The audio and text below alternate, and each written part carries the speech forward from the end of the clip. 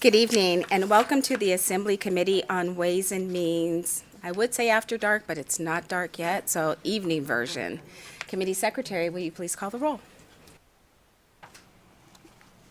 Assembly members Anderson, Backus, Brown May, Dickman, Hafen, Hibbets, Howdigi, Koenig, Mosca, O'Neill, Torres Fawcett, Watts, Yeager, and Chair Monroe Moreno. And I am here. Thank you, members, for, after a very long day, I know there's a number of receptions tonight that you all are missing. I apologize for that, but I think tonight's information was very important for us to miss some fun times, that we can have fun times in July after Sign and Die. Tonight, we are going to have presentations from our staff of the Legislative Council Bureau on Nevada's recoveries, current federal support, and future revenue strategies. This is not your typical hearing on a bill or anything else. As the leader of this committee, the fiscal leader in the Assembly, I felt it very important that we all have an understanding of where we are right now, but in addition to how did we as a legislative body make it through past economic downturns from '08 when none of us were in this building, '11 when none of us were in this building. Some of us were here during the pandemic, the COVID pandemic, and I, for one, went home after those special sessions feeling physical pain, emotional pain from the cuts that we had to make from needed services for our constituents. We have term limits in this building, and those that were here at that time are no longer here. So as the leader of this committee, I felt it very important that we all know what the state has done in the past to keep the lights on as a state. And then have a discussion about, from our staff, of what are those things that we might have to look for to do in the future. None of us know what's ahead of us, but the best way to deal with that is to be prepared for it. And I'm not one to put my head in the sand. I try to be a forward thinker and try to have a plan. And that's what tonight is, for us to learn something and maybe have a plan. So if we do have to come back for a special session, and I've been saying this since day one, we'll probably have to be back for a special session. We'll come back in here with some tools, and you have in front of you a really nice toolbox, something to add to your tool chest of information of how we have gotten by and what we need to do to move forward so that we can be the best leaders that the state has ever seen. But we live in a really wonderful state, and I want to make sure that we have the resources that we need for our constituents. So that's why we're here tonight. It's going to be a long night. I hope you brought some snacks. If not, I have extra water in my office. Just water. But with that, I know Speaker has a few words before we get started, and I'll turn it over to Ms. Kaufman after Speaker. Thank you so much, Madam Chair. First, I just want to thank you for your leadership in putting this together, and for the members. We ask a lot of you in this building, and this is an additional commitment. I wanted to thank the staff as well. I know how hard they've worked on what's in front of us. The way I see things right now, we have a federal administration that I believe is focused on champagne problems, how to give more tax cuts to the obscenely wealthy. While we are here and doing the people's work, we are going to be focused on what I would consider to be Modelo and Bud Light problems, how to afford groceries, rent, and health care. This is a very real concern about what might happen in the future, and I think the very least we can do as a committee is to be prepared for, to be honest, what we all know is coming, and that is massive federal funding cuts that are going to dramatically impact our state and our state's budget. So, Chair, again, just want to thank you for putting this together. I look forward to a very productive discussion, and thank you for the time, Chair. Thank you. And with that, we will get started. I'll ask Ms. Kaufman to kick us off. Thank you, Madam Chair. For the record, Sarah Kaufman, Assembly Fiscal Analyst. Here with me today, I have Michael Nakamoto, who is our Chief Deputy Principal Fiscal Analyst. I also have Judy Lyons with us as well. She's helping out with the presentations. She's a Management Analyst for the Fiscal Analysis Division.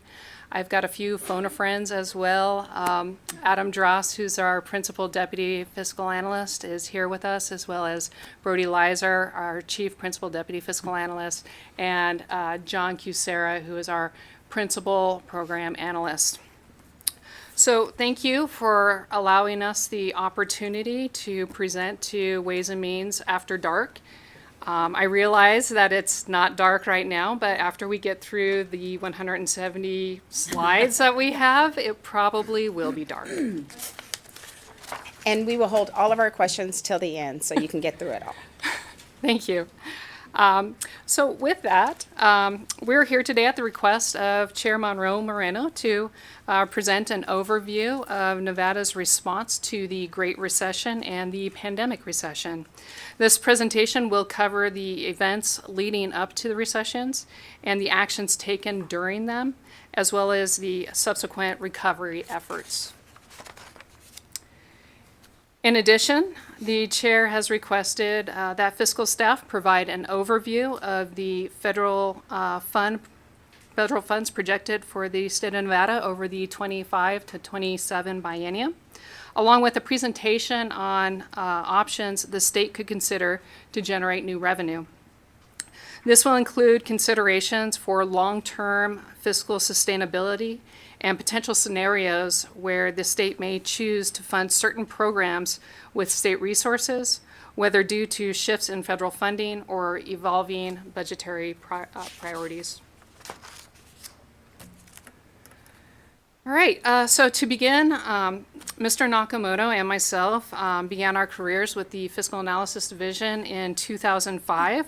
So the information that we are actually presenting to you is based largely on memos that we received in our early on in our careers, as well as minutes taken during the various publications, the appropriations reports that have been prepared over the years, as well as some other experiences that we've had in various capacities. This presentation may not fully capture all of the decisions that were being made by the governors and the legislators during these points in time, but we do believe that we will provide you with an understanding of the gravity of the decisions that were being made during those points in time. The discussions related to the two recessions they are presented in chronological order, so we will kind of be walking the committee through various points of history. I will warn you up front that the PowerPoint contains a great deal of detail. Much of the information that we have, we will just be touching on during our presentations. However, the document was created to also act as a comprehensive resource that identifies the past legislative practices for managing economic downturns for Nevada, as well as potential options for future considerations should the economy decline. All right, so let's begin. This table identifies revenue collections through from fiscal year 1990 to fiscal year 2024 and projected revenues through 2027. There are 4 gray bars that are included on the table that identify where we have actually had recessions. And as you can see on the third dark gray line of the chart, that is representative of the Great Recession, which only lasted about 18 months. So from December of 2007 to June of 2009. However, the impact to the state was much, much longer.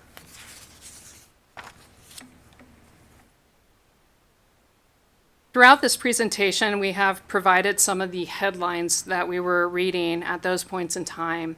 The United States began seeing early signs of recessions at the beginning of the calendar year of 2007, with the decline as a result of the subprime mortgage lending industry, as well as the U.S. auto industry.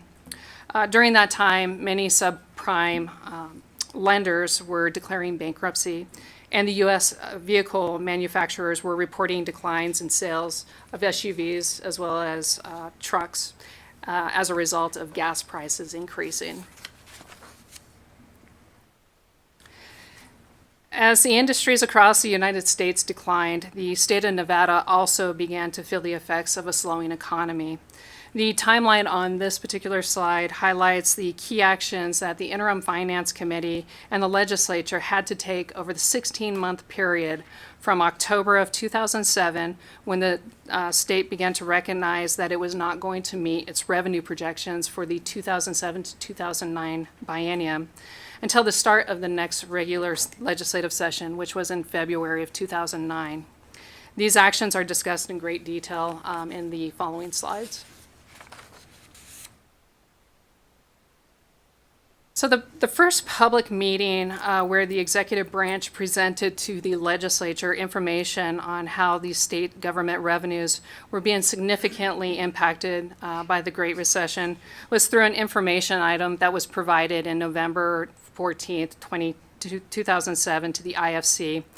Then Andrew Klinger, who was the director of the Department of Administration, which is now a position that you all refer to as the director of the Governor's Finance Office, had provided the Interim Finance Committee with a status report on the potential general fund budget reductions, citing a projected $285.6 million shortfall over the 2007 to 2009 biennium.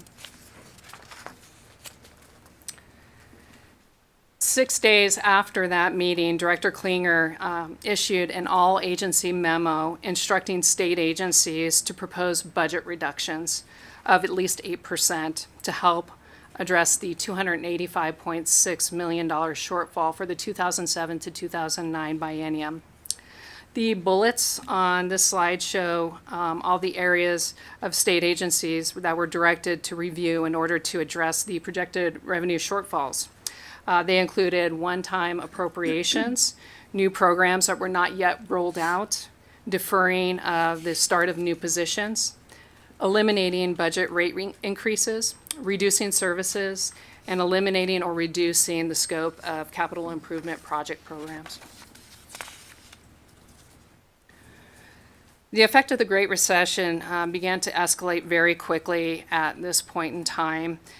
Just a little over 2 months after Director Klinger reported the initial projected general fund shortfalls, he provided another status report to the Interim Finance Committee on January 24th, 2008, indicating that just in the 71 days from the November 14th IFC meeting, that shortfall had increased from $285.6 million to grow over to $279 million. So in that time, roughly about $3.9 million per day, the deficit began to grow. As part of his presentation, Director Klinger outlined several revenue projections highlighting the declines in the 2% sales tax, the local school support tax, gaming percentage fee tax, modified business tax, as well as the real estate transfer tax. As shown in the slide, the most significant impact was to the sales tax revenue. The state's 2% portion was projected to decline by $167.5 million from what was originally forecasted, and the 2.25% local school support tax was expected to decrease by $199.3 million. Also during that January 24th IFC meeting, Director Klinger walked the committee through areas where the state agencies had identified proposed budget reserve amounts, including $27.4 million to capital improvement projects, $23.1 million in one-shot appropriations, $263.8 million in ongoing expenditures, all of those totaling approximately $314.3 million over that biennium. He also indicated that he would use a $5.2 million settlement from the Grant Sawyer office building to offset shortfalls, as well as spend down $13.3 million in the general fund balance and transfer $232 million from the rainy day account to offset general fund reserves. A total of 320 work programs were submitted to the May 23rd, 2008 Interim Finance Committee to implement most of the budget reductions identified by Director Klinger in the January 24th meeting. These work programs were effectively put into action a 4.5% budget reserve. The table on the left-hand side is a bit hard to read because we were only able to actually get a hard copy of this document. But this slide offers a comparison between the budget reductions that were proposed by Director Klinger at its January 24th meeting of the IFC and the $349 million increase in projected shortfalls reported at the April 9th, 2008 meeting, resulting in a total shortfall for the biennium at this point in time of $913.7 million for the 2007 to 2009 biennium.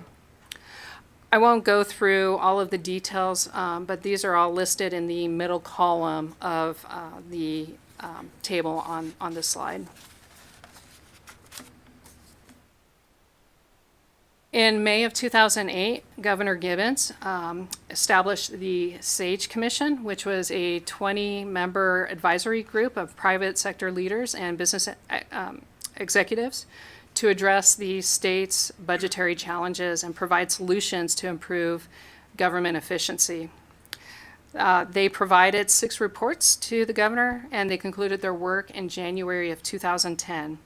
As you will see when we get to the point in the presentation where we discuss the 75th legislature, many of the recommendations provided by the SAGE Commission were implemented, primarily with respect to the reductions to salaries and benefits for state employees. I will now turn it over to Mr. Nakamoto so he can walk you through what took place during the emergency convening of an economic forum, as well as the 24th and 25th special sessions. Thank you, Madam Chair, members of the Ways and Means Committee. For the record, my name is Michael Nakamoto, and I serve as Chief Principal Deputy Fiscal Analyst with the Fiscal Analysis Division. And as Ms. Kaufman noted, she and I started within about 2 weeks of each other back in November of 2005. None of this was on the description of our jobs when we were hired. But nonetheless, here was the situation that we were all in at that point. So throughout May and June of 2008, there were a number of discussions and negotiations between Governor Gibbons and legislative leadership regarding a special session. And so by the 13th of June, which happened to be a Friday, Governor Gibbons announced that he was going to call a special session. And in the following Monday, June 16th, he released Executive Order 2008-17, which took the, at that time, unprecedented step of convening an emergency meeting of the Economic Forum, which was to take place that Friday, June 20th at 9 a.m. in the state capitol. The forecasts that were to be presented consisted of 12 different revenues that were specifically outlined in the executive order, which I will go through in the next few slides. And the forecasts were presented by the Budget Division, the Gaming Control Board, the Treasurer's Office, the Secretary of State's Office, and the Fiscal Analysis Division. And so the tables that you have here on these next few slides are the tables that were released by Fiscal Analysis Division staff as the official revised forecasts from this meeting. So on this slide, for example, you can see the sales and use tax for FY 2008 had a negative reduction of $100.7 million, and then a reduction of $210.5 million in FY 2009. For the percentage fees tax, it was a $79 million reduction in FY 2008 and a $125.5 million reduction in FY 2009. The insurance premium tax had reductions along with the real real property transfer tax, the cigarette tax, and the gaming portion of the live entertainment tax. On the next slide are the revised forecasts for the modified business tax, the non-financial and financial portions of the tax, as well as the total, the short-term car rental tax, the net proceeds of minerals tax, which was one of the few revenues that actually had increases as a result of this because of the countercyclical nature of gold during recessions, and then treasurer's interest income, which had positive adjustments to the forecast in FY 2008 and a negative reduction or a negative adjustment in FY 2009. Then on the following page, we had unclaimed property, which also had positive adjustments, as well as Secretary of State commercial recordings. And then you get down to the bottom line and see what the total of these revisions were. A downward revision of approximately $238.6 million in FY 2008, and a reduction of approximately $530.8 million in FY 2009. And when we are talking about a state general fund that was at the time just over $3 billion, that's a lot of revenue. So as a result of this and of all of the information that Ms. Kaufman had previously gone through, Governor Gibbons issued Executive Order 2008-18, which is shown on this page here, calling for the special session. The executive order was issued on Thursday, June 26th. The special session was to begin at 10 a.m. on Friday, June 27th, and end no later than midnight on Sunday, June 29th. And so here is a list of 6 of the bills that were passed by the legislature to deal with the shortfalls at the time. Was primarily transfers of revenues, repealing appropriations to the IFC contingency account, sweeping various accounts, taking more money from the rainy day account, allowing the Department of Health and Human Services to transfer general fund appropriations, and reducing appropriations and streamlining other processes in every effort to be able to address this issue. But what you will note is that there are no revenue actions that were taken during this special session.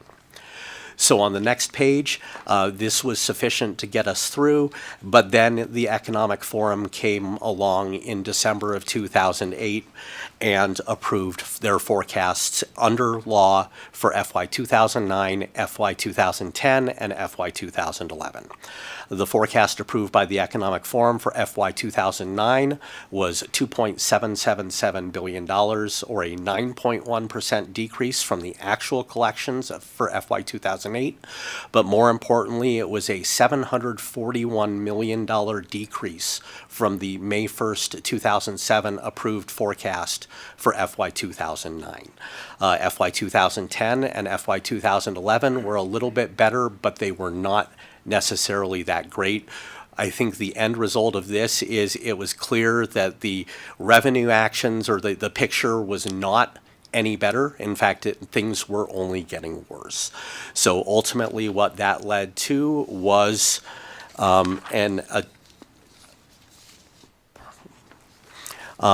another special session that began on December 8th. 2008. So on this slide, you can see the first 2 legislative actions that took place, including Assembly Bill 1, which swept a number of accounts totaling $65.6 million to address these shortfalls in revenue. And keeping in mind that this is December of 2008. This is 2 months before the 2009 session began.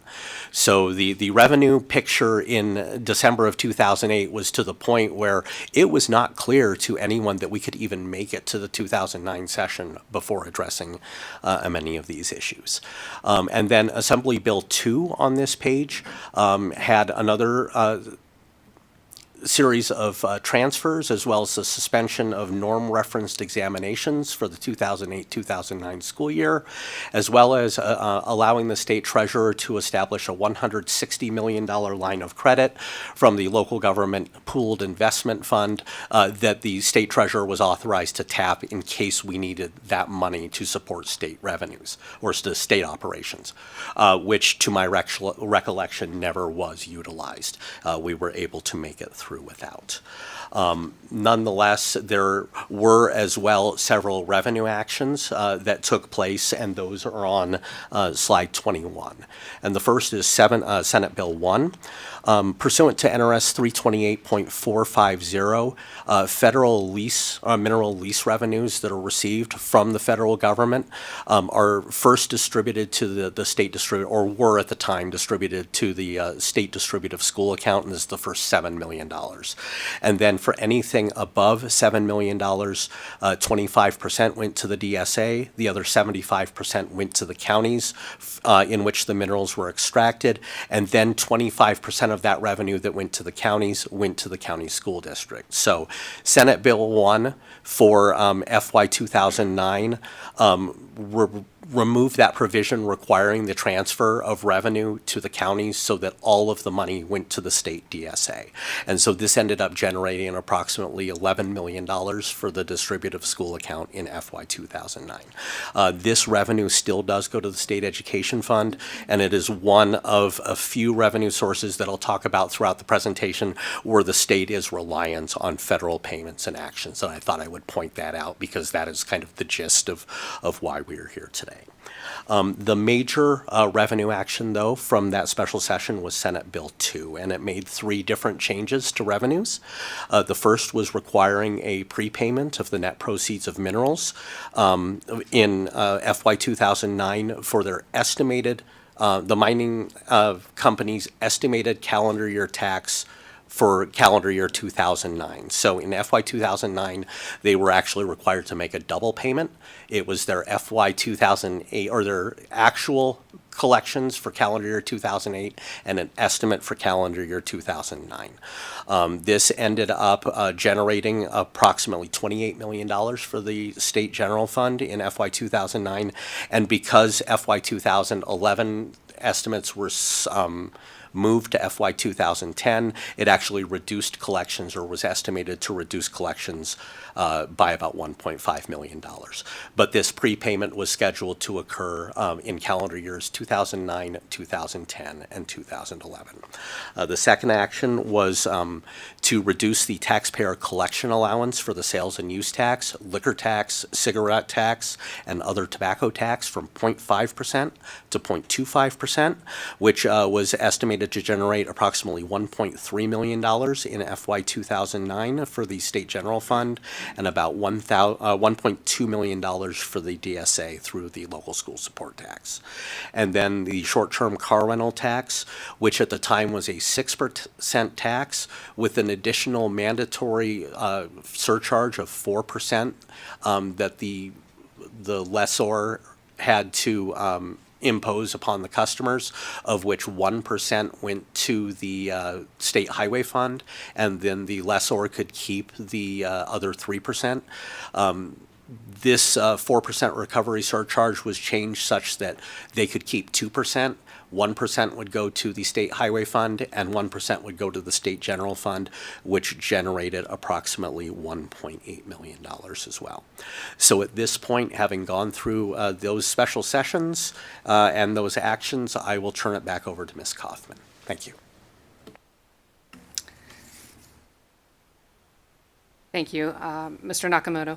Shortly after the 25th special session, the February 3rd, 2009 Interim Finance Committee convened to approve an additional reduction, the elimination of $14.1 million in CIP projects to achieve additional savings required again due to the revenue shortfalls. In total, for the 2007 Capital Improvement Program, it was reduced from $811 million to $589.9 million. The IFC took just one day, the IFC was actually taken, or the IFC took place one day after the 75th legislative session began its session on February 2nd, 2009. It's important to point out at this point in the presentation that the legislature and the executive branch at this point in time had just spent 16 months during the interim addressing the impacts of the Great Recession. It had already basically ran a marathon to get to this point. And it's important to point out here that it would take at least 3 more legislative sessions for the legislature and the government to get back to at least a point of stability.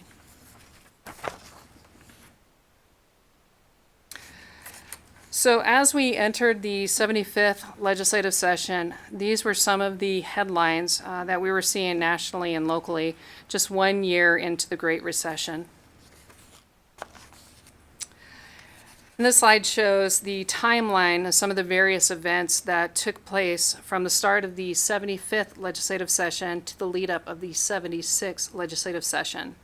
Some of the more noteworthy events that took place were another special economic forum, as well as the 76th special session, both of which we will discuss in more detail in the following slides. So this slide is a little bit difficult to read, but it contains the letter that Governor Gibbons included in his introduction for the 2009 to 2011 executive budget. In the letter, he highlights that during the interim, budget spending was reduced by $1.5 billion, and he anticipated that general fund deficiency for the upcoming biennium would be $2.3 billion over the 2009 to 2011 biennium. The governor's executive budget recommended several cost-saving measures, including spending reductions proposed by the SAGE Commission, changes to employee benefits, as well as state retirement system, also salary reductions, suspension of merit pay, longevity paid suspensions, as well as proposed cuts to operating budgets. In addition, the governor also recommended the reallocation of property tax funds that were from Washoe and Clark County to the general fund, and an increase in room tax revenues for both of those counties. In his State of the State speech, Governor Gibbons pledged that he would not support any new or increased taxes to deal with the state's significant loss in revenue. In line with his pledge, Governor Gibbons vetoed 48 bills passed by the 75th legislature, many of them which included revenue enhancements. However, 25 veto bills were overridden by the legislature. I will turn it over now to Mr. Nakamoto, and he will go through the various pieces of legislation that were ultimately passed by the 75th legislature to enhance revenues.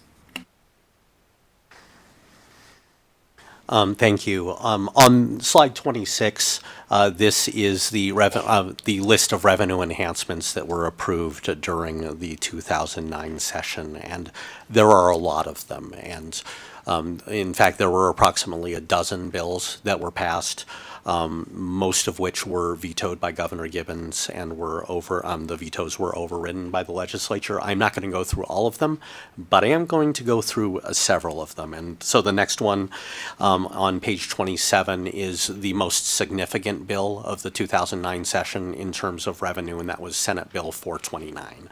And it had a number of moving pieces to it. And the first was an increase, a temporary increase in the local school support tax by 0.35% from 2.25% to 2.6%, which was to be effective between July 1st, 2009 and June 30th, 2011, which was estimated to generate $134.8 million in FY 2010 and $140.5 million in FY 2011 for the state distributive school account and for school districts.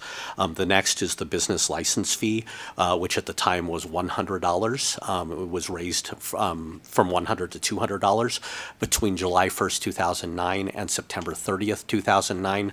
You will note there another bill, Senate Bill 435, would extend this increased rate until June 30th, 2011 to line up with the other changes in this bill.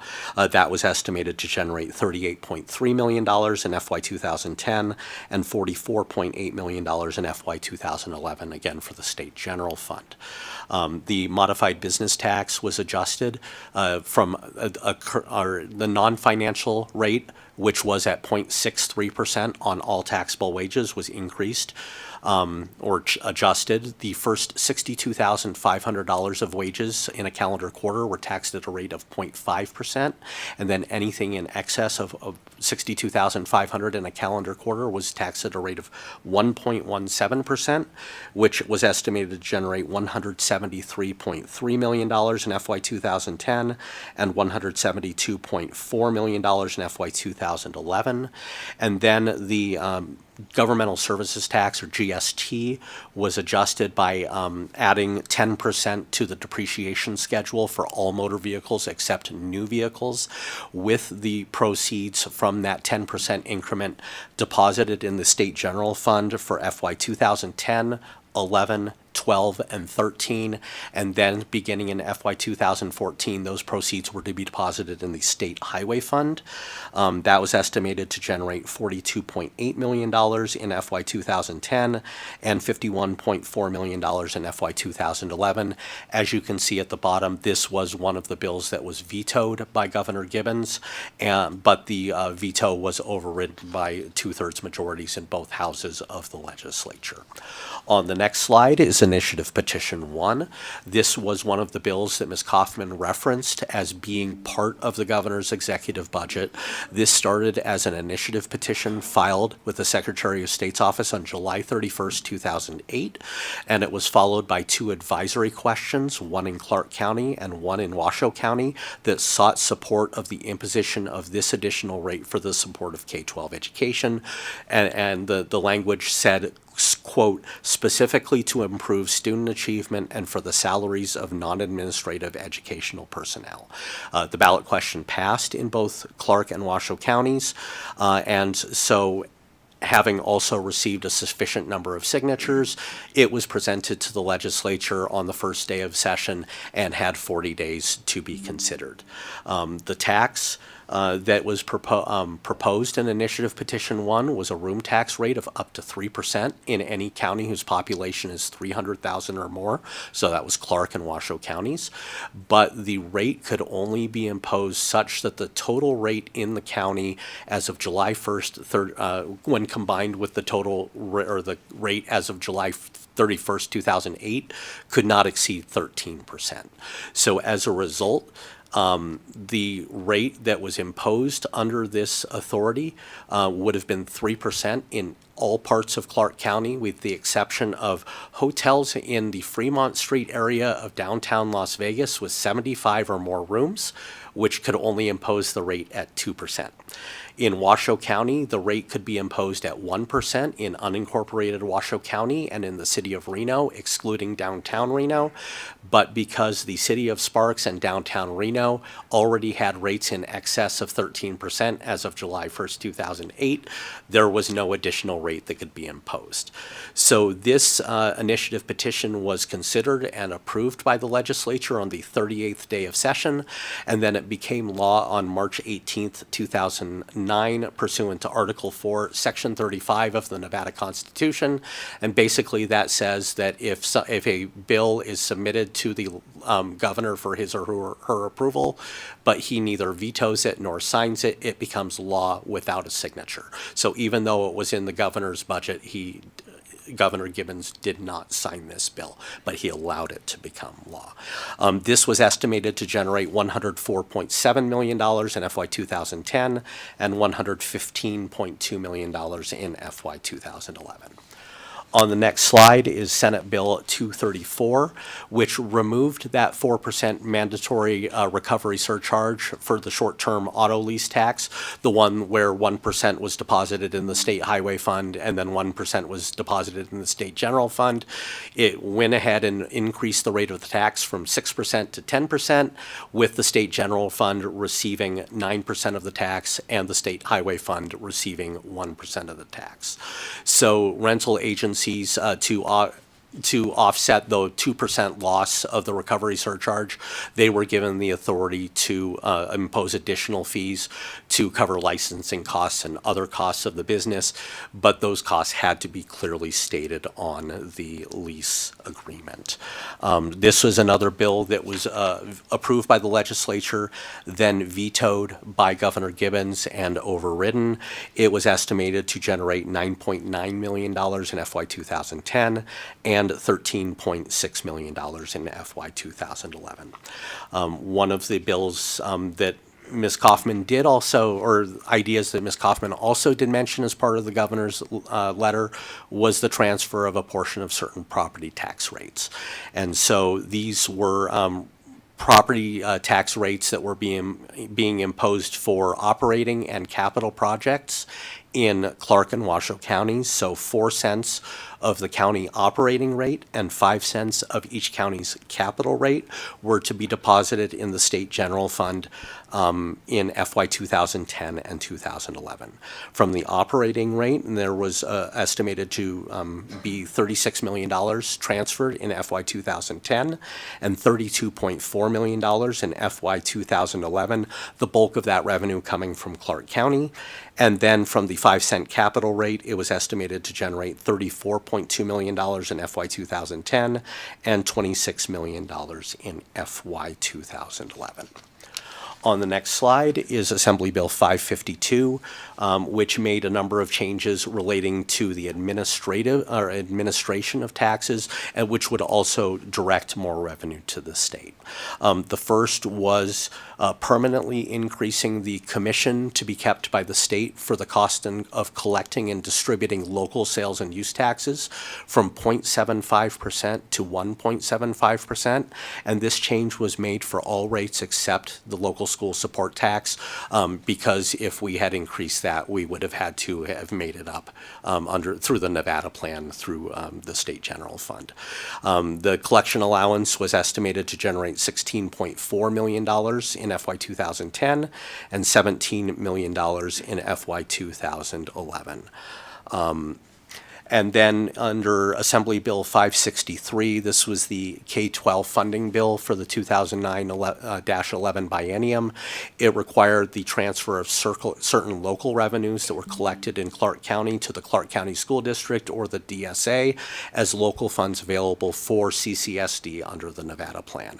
This included $10 million per year in FY 2010 and 2011 from the Clark County School District Capital Projects Fund, as well as revenue from the Clark County Redevelopment Agency.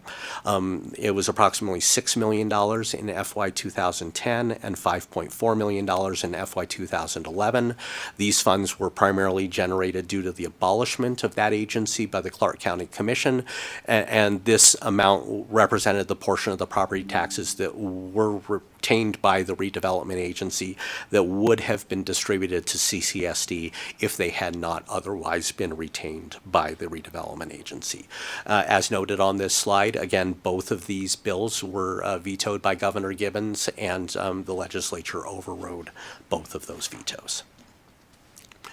On the next slide, Assembly Bill 549 required that certain excess proceeds from court administrative assessments, which were not distributed or used in accordance with NRS 176A.059, be deposited in the state general fund at the end of each fiscal year. This was estimated to generate $4.8 million in FY 2010 and $6.1 million in FY 2011. And then finally, SB 431 required the transfer of additional certain revenues to the state general fund during FY 2010 and FY 2011, including approximately $13 million worth of insurance verification fees, approximately $48.2 million from the supplemental account for medical assistance to indigent persons, as well as a portion of the 0.3% room tax that is levied statewide for the support of the Nevada Commission on Tourism, which amounted to approximately $5.6 million over the biennium. And so with that, at this point, I will turn it back over to Ms. Kaufman. Thank you, Mr. Nakamoto. So several strategies were employed during the 75th legislative session to address the significant expenditure reductions required due to the drastic revenue shortfalls. These included statewide decision units to reduce salaries, the merit pay freezes, as well as longevity suspension. In addition, there was targeted cuts to major programs that had substantial general fund appropriations. And there was legislation that was implemented to aim to implement long-term budget policy strategies. I would also point out, too, that there was federal funding in the form of federal stimulus that was provided through the American Recovery and Reinvestment Act of 2009, which is also known as ARA. In the following slides, we'll walk you through some of the more specifics related to these expenditure reductions. In the executive budget, there were 3 decision units that were included in all of the budget accounts that contained positions, which accounted for a 6% salary reduction, merit freezes, and longevity suspensions. In lieu of the salary reduction, the 75th legislature approved the implementation of 96 hours or 12 days of furlough leave, which equated to about a 4.6% salary reduction. They also approved the hold harmless of employees' accumulation of retirement service credits for the time taken on the furlough leave. And as a result, an appropriation was made to the pay bill of approximately $27.9 million to offset this hold harmless. In addition, there was also funding that was put into the pay bill to account for the delta between the 6% salary reduction that the governor was recommending and essentially the 4.6% salary reduction that the legislature also approved. And there was also a little bit of funding that was put in there in the event that there were critical positions who were exempt for furloughs to receive their salaries. There were significant program areas that were targeted for cuts. NSHE, K-12, and Medicaid were the primary areas. NSHE's operating budget was reduced by $314 million over the biennium, but a portion of that was actually offset by $184.8 million in the ARA funding. K-12 education received a $62 million general fund reduction, and that was to eliminate the Program for Innovation and Prevention of Remediation within the School Remediation Trust account. In addition, new teacher signing bonuses were eliminated. Continuing on, the third program area that received significant cuts was Medicaid. And I won't go through all the cuts that are identified on this particular slide, but you can see that reductions to services, provider rates, and programs were all on the table at this point in time. The next slide shows the significant number of positions that were cut throughout the state's functional areas. There was a net 773.84 FTE that were eliminated from fiscal year 2009 to 2010, excluding NSHE. And NSHE itself had to eliminate 498.68 FTEs. There were a number of expenditures that were deferred for the 2009 to 2011 biennium. The ones noted on the salary are just a few examples of the expenditures that were deferred. As you can see, there were very few CIP projects recommended, with only $242.2 million allocated for the CIP, and that was exclusively paid through with general obligation bonds, compared to the $811 million CIP that was approved by the 2007 legislature. In addition, there were other areas that were deferred, such as the replacement of vehicles as well as computers. Federal stimulus provided significant relief to the state for the 2009 to 2011 biennial budget, which was offset which offset several of the budget cuts that were being contemplated in the executive budget. President Obama signed the American Recovery and Reinvestment Act on February 17, 2009, where $787 billion in federal relief was provided nationwide, and Nevada was eligible for $2.2 billion in ARA funding. The table on this slide provides some of the areas where ARA funds were used to directly offset general fund appropriations. One of the largest offsets was to the FMAP rate for Medicaid, where the rates were enhanced to provide $263.1 million over the biennium. In addition, you could see that NSHE received a significant portion of the ARA funding of $92.4 million in each year. And the ARA funds were a little bit different from what we have recently seen with the American Rescue Plan Act, or the ARPA money, in that the funding for the ARA was primarily through competitive grants and reimbursements, whereas the ARPA money was actually provided to the state as a direct allocation. You can see from the bullets on the right-hand slide that there were a number of competitive grants that were provided for K-12 funding through these competitive grant opportunities provided for through ARA. I would also note too, on April 9, 2009, the IFC approved several work programs to implement ARA funding in the 2009 budget, which is reflected in the column entitled Fiscal Year 2009 ARA Allocations on that table. This slide here provides a lot of information, but it shows some of the other areas where ARA was used to offset critical services, including TANF, SNAP, early intervention services, unemployment insurance benefits, emergency unemployment compensation, as well as energy assistance.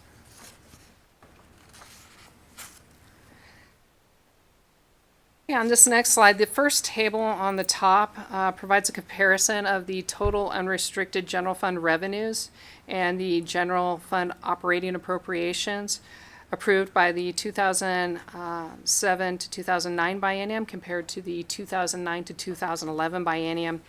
And you can see that the revenues for 2010 were actually 12.4% less than what was approved for 2009. Similarly, general fund operating appropriations for fiscal year 2010 were 13.3% less for general fund operating appropriations for fiscal year 2009. The second table on the page provides some information that we pulled from our budgeting system regarding the decisions that were approved by the 75th legislature to reduce the budgets. Each decision unit includes a general description of the purposes. Some are more specific, such as the decision unit E671, which implemented the suspension of merit freeze, while others are broadly labeled, such as staffing and operating reductions, as identified in decision units E600 to E620. Collectively, these decision units accounted for budget reductions totaling $1.2 billion over the 2009 to 2011 biennium. So that essentially wraps up the more significant actions that were taken by the 75th legislature during the 120-day legislative session. And as you can see on the next slide, just 6 months after the 75th legislature concluded, the Economic Forum was called into a special session by Governor Gibbons, where the forum was asked to, again, reevaluate revenue projections. As a result, it reduced its projections for 10 of the general fund revenue streams from $2.6 billion to $2.35 billion for fiscal year 2010, and from $2.66 billion to $2.32 billion in fiscal year 2011, an overall reduction of $590 million. In anticipation for the revenue shortfalls, Director Klinger again sent out another email, not an email, it was an all-agency memo at those points in time, on December 15th, 2009, seeking recommendations from state agencies to run 3 different scenarios, a 6%, an 8%, and a 10% budget reduction. And with that, I will turn it back over to Mr. Nakamoto, and he'll walk you through the actions taken by the Economic Forum. So on the next slide is the discussion of that Emergency Economic Forum meeting, which actually the call for the Economic Forum meeting actually happened a week before that memo that Ms. Kaufman just talked about from Director Klinger. On December 8th, 2009, Governor Gibbons issued Executive Order 2009-16, which required the Economic Forum to be convened no later than January 19th, 2010. The scope was more limited to the 2% sales tax, the gaming percentage fee, the modified business tax, and the room tax. On December 23rd, Governor Gibbons would revise that executive order and put out a brand new one, extending the date to January 22nd rather than January 19th, adding the live entertainment tax, the real property transfer tax, the cigarette tax, and Secretary of State fees. And so as a result, the emergency meeting of the Economic Forum, which I would love to say was unprecedented but was not at that point, happened on Friday, January 22nd in room 4100 just upstairs. The revisions to the forecasts are shown on the table on this page. There were subsequent revisions that were made as a consensus between the Fiscal Analysis Division and the Budget Division that were agreed to on February 1st.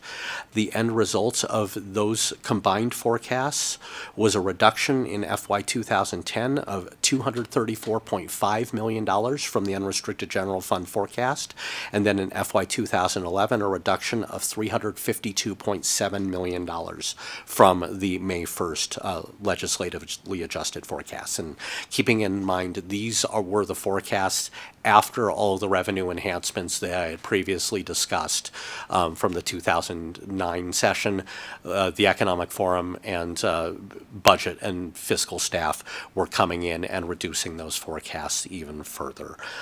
So at that point, or at this point, I will turn it back over to Ms. Kaufman, and we will start talking about the aftermath. Thank you, Mr. Nakamoto. So I would point out that from an economic perspective, the recession was officially over June of 2009, but the effects of the long-lasting recession on Nevada were long-lasting. And in February of 2010, Nevada's unemployment rate was 13%. 1 in 10 housing units were receiving at least one foreclosure notice. Social service programs were in significant demand, and the state was asking to be cut further. In February of 2010, the IFC met, and Director Klinger made a presentation to the committee that demonstrated total projected general fund shortfalls, again, of $881.4 million over the 2007 to 2009 biennium, which not only included the revised forecasts from the Economic Forum, as Mr. Nakamoto had identified, but further reductions to account for shortfalls in the distributive school account, Medicaid, the Division of Welfare, as well as mental health and developmental services. The information on this slide comes from the minutes of the February 3rd, 2010 IFC meeting, where Director Klinger identified the various changes to revenues.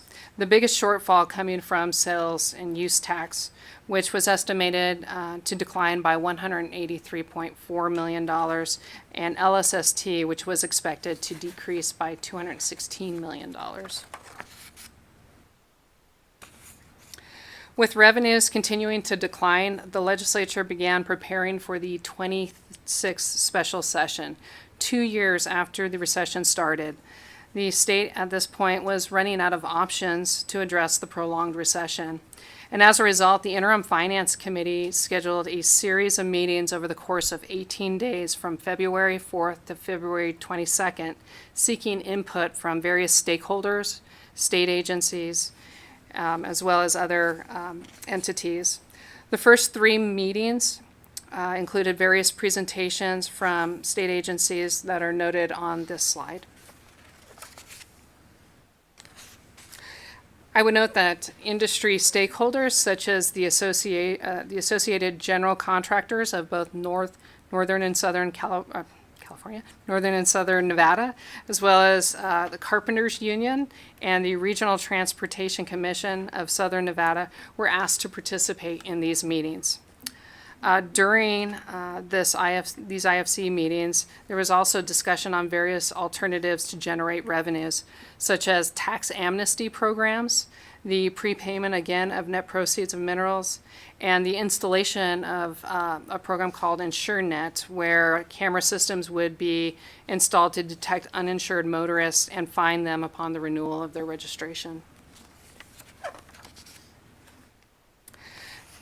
There were some discussions about closing prisons as well as conservation camps.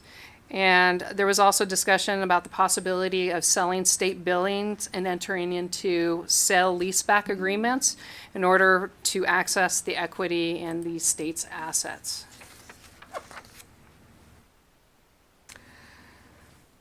While these hearings were underway to assess the potential legislative actions, the governor continued to implement cuts that were not required, that did not require legislative approval. And on February 11, 2010, Governor issued an all-agency memo outlining the new requirements for the agencies to implement, which included travel restrictions, overtime limitations, and hiring freezes. The agencies were also directed to deny any salary adjustments, such as bilingual pay, and they were all required to renegotiate contracts to try to reduce their contracts by 15%.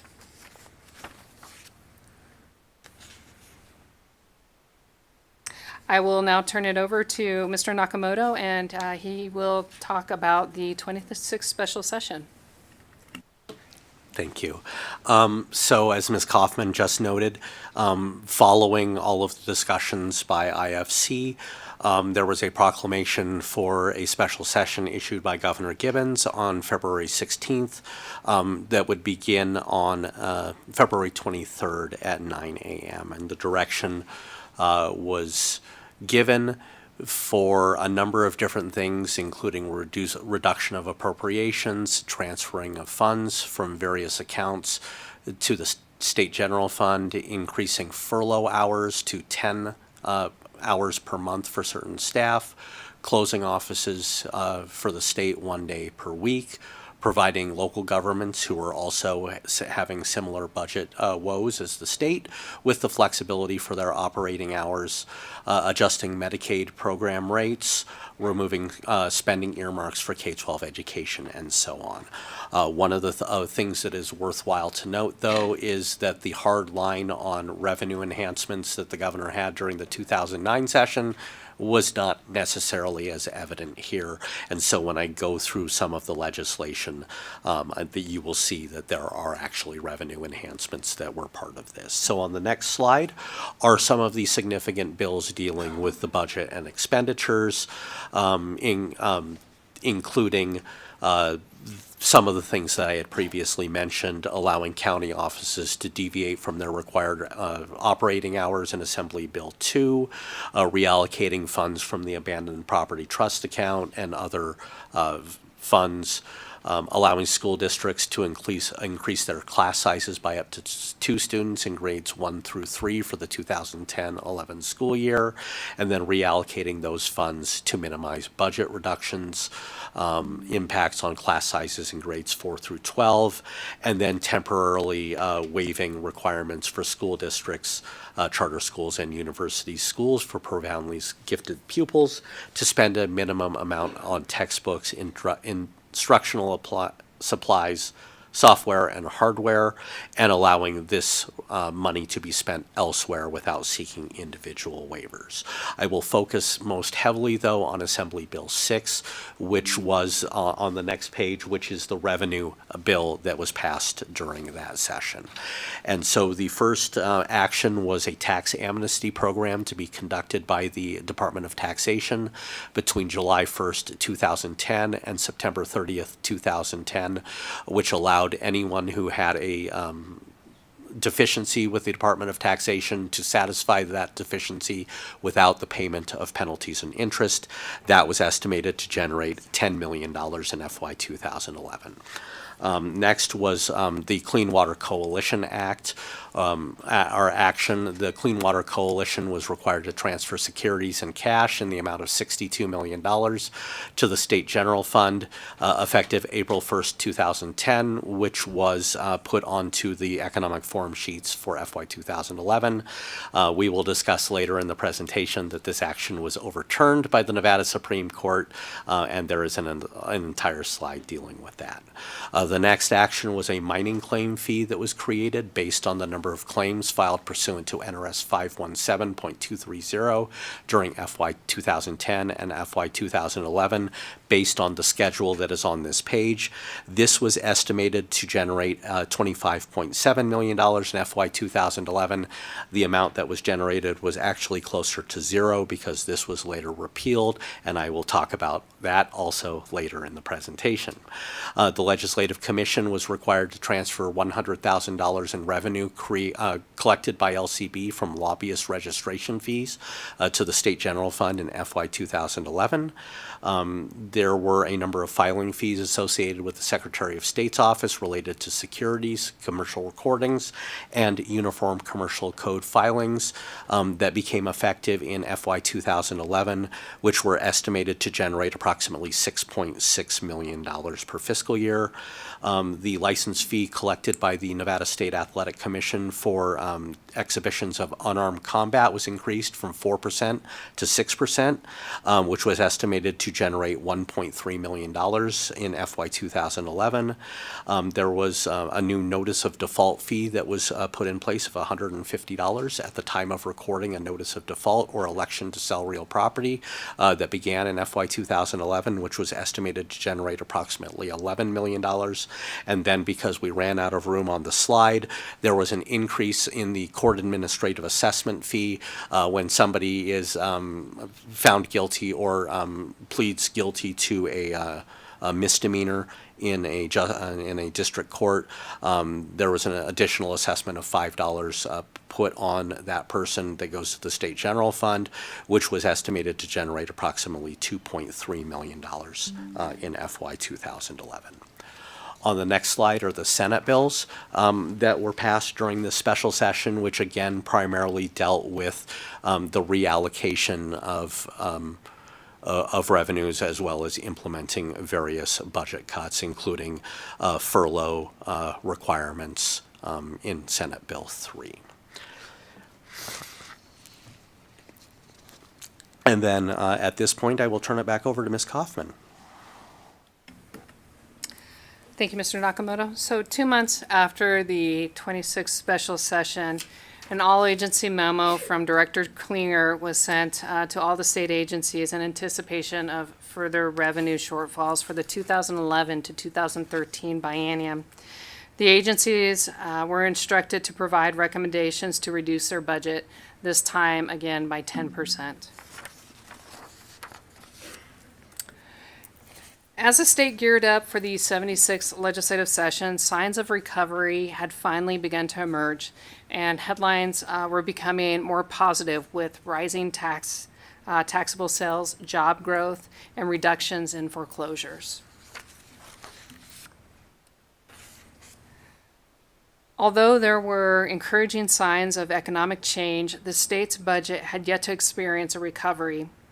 In his introductory letter included in the executive budget, newly elected Governor Brian Sandoval stated that he had prepared a budget for the 2011 to 13 biennium reflecting a 6.4% reduction in general fund expenditures and an 8% decrease in overall spending from the previous biennium. His budget did not introduce any new taxes, but instead incorporated $1.6 billion in spending cuts. This was inclusive of a 5% reduction in employee salaries, merit freeze, suspension of longevity.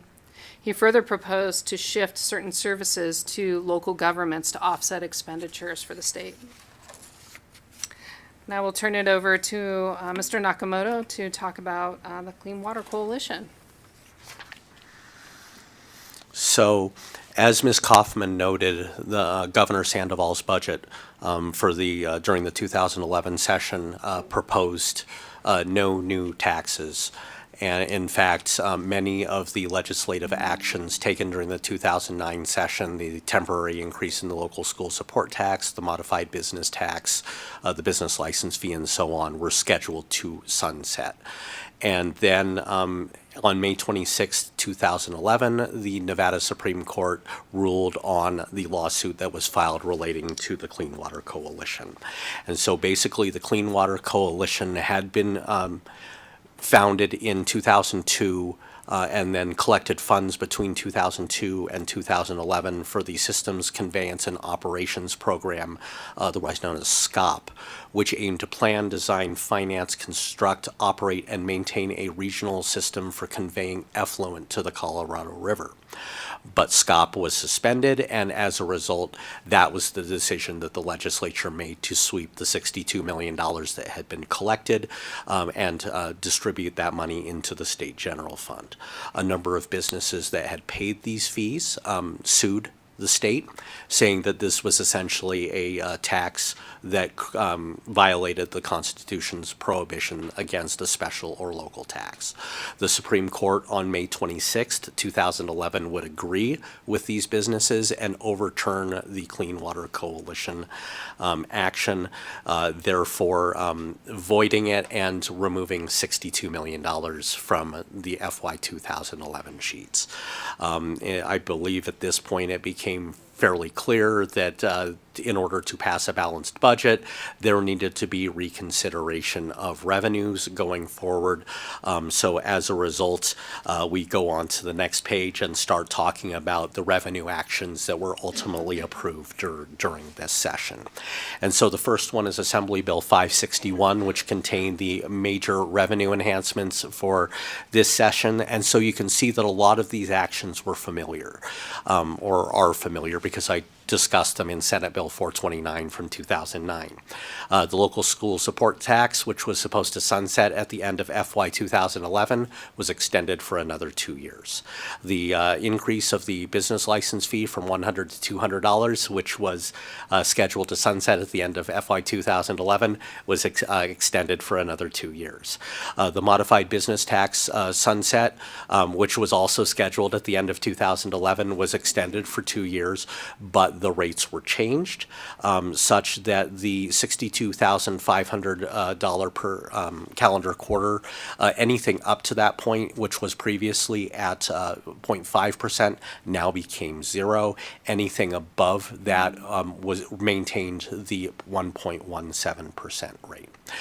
The prepayment of the net proceeds of minerals tax was extended for another 2 fiscal years.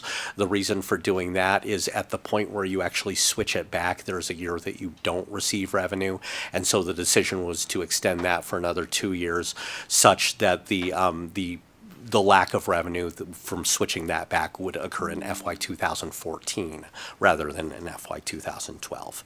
The 1% portion of that 10% short-term car rental tax that went to the State Highway Fund was taken from the State Highway Fund beginning in FY 2012 and rededicated to the State General Fund.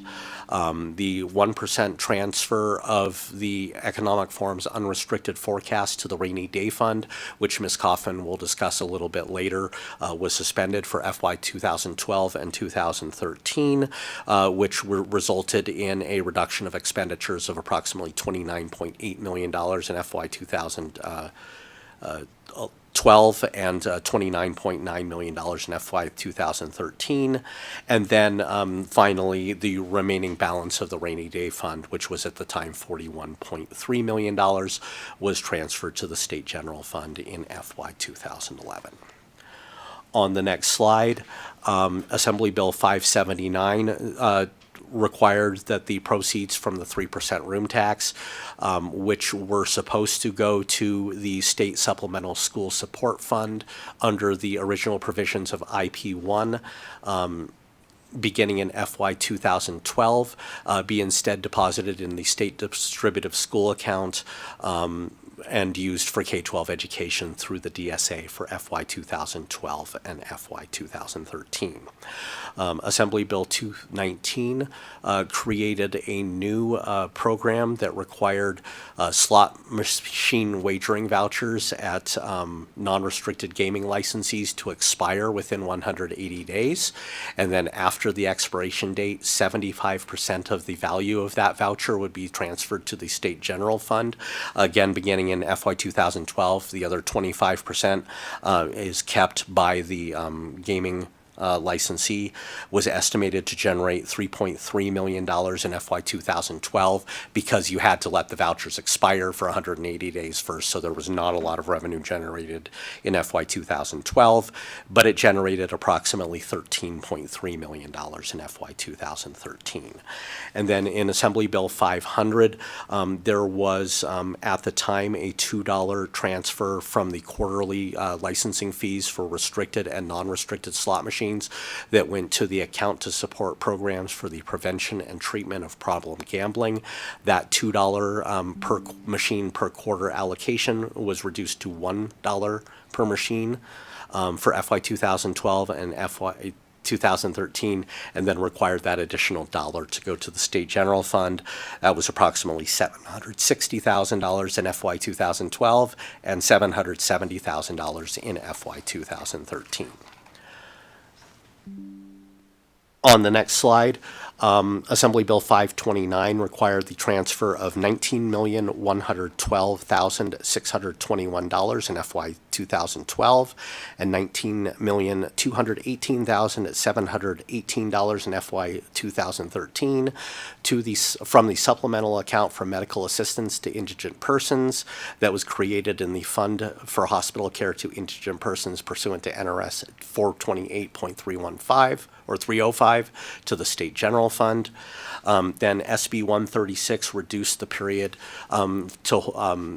by which certain unclaimed proceeds had to be transferred to the state treasurer's office from 3 years to 2 years. And basically this was another acceleration in revenue that estimated or was estimated to increase revenue by approximately $30.6 million in FY 2012, but decreased revenue in FY 2013 by approximately $33.7 million because of the accelerated nature of the payment. And then finally, SB 503 was the Authorizations Act for the 2011 session, and specifically Section 26 of that bill increased the cap for DMV's increased DMV's administrative cap from 22 to 33% for FY 2012 and FY 2013, which allowed the usage of more highway fund revenues to support the operations of DMV, and which allowed the transfer of DMV commissions and penalties, which are the exact amounts listed on this slide are the amounts that were listed in Section 25 of the bill, and those were transferred to the State General Fund.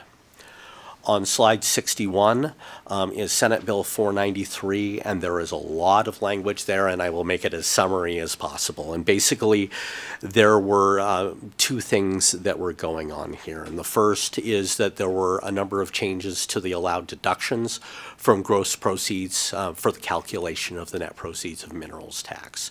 There were permanent deduction removals for the cost of fire insurance and marketing, and there were the temporary elimination of the costs for health and industrial insurance for the purpose of calculating the tax in calendar year 2012 and 2013. And there were a number of other changes made for deductions as well, but the net result of those changes was an estimated $11.9 million in FY 2012 and FY 2013. So each year was that amount. At the bottom, though, you'll note that there is the mining claims fee that I had previously discussed, that I said that I would talk about later, this is the point where this was repealed. And basically what had happened is not dissimilar to the Clean Water Coalition case. There were a number of lawsuits filed relating to the mining claims fee. And in fact, 2 lawsuits were filed in district court, one here in Carson City and the other in Elko. A temporary restraining order preventing the state from collecting the fee was granted on May 31st, 2011. And so the legislature, to basically moot those cases, decided to repeal the fee.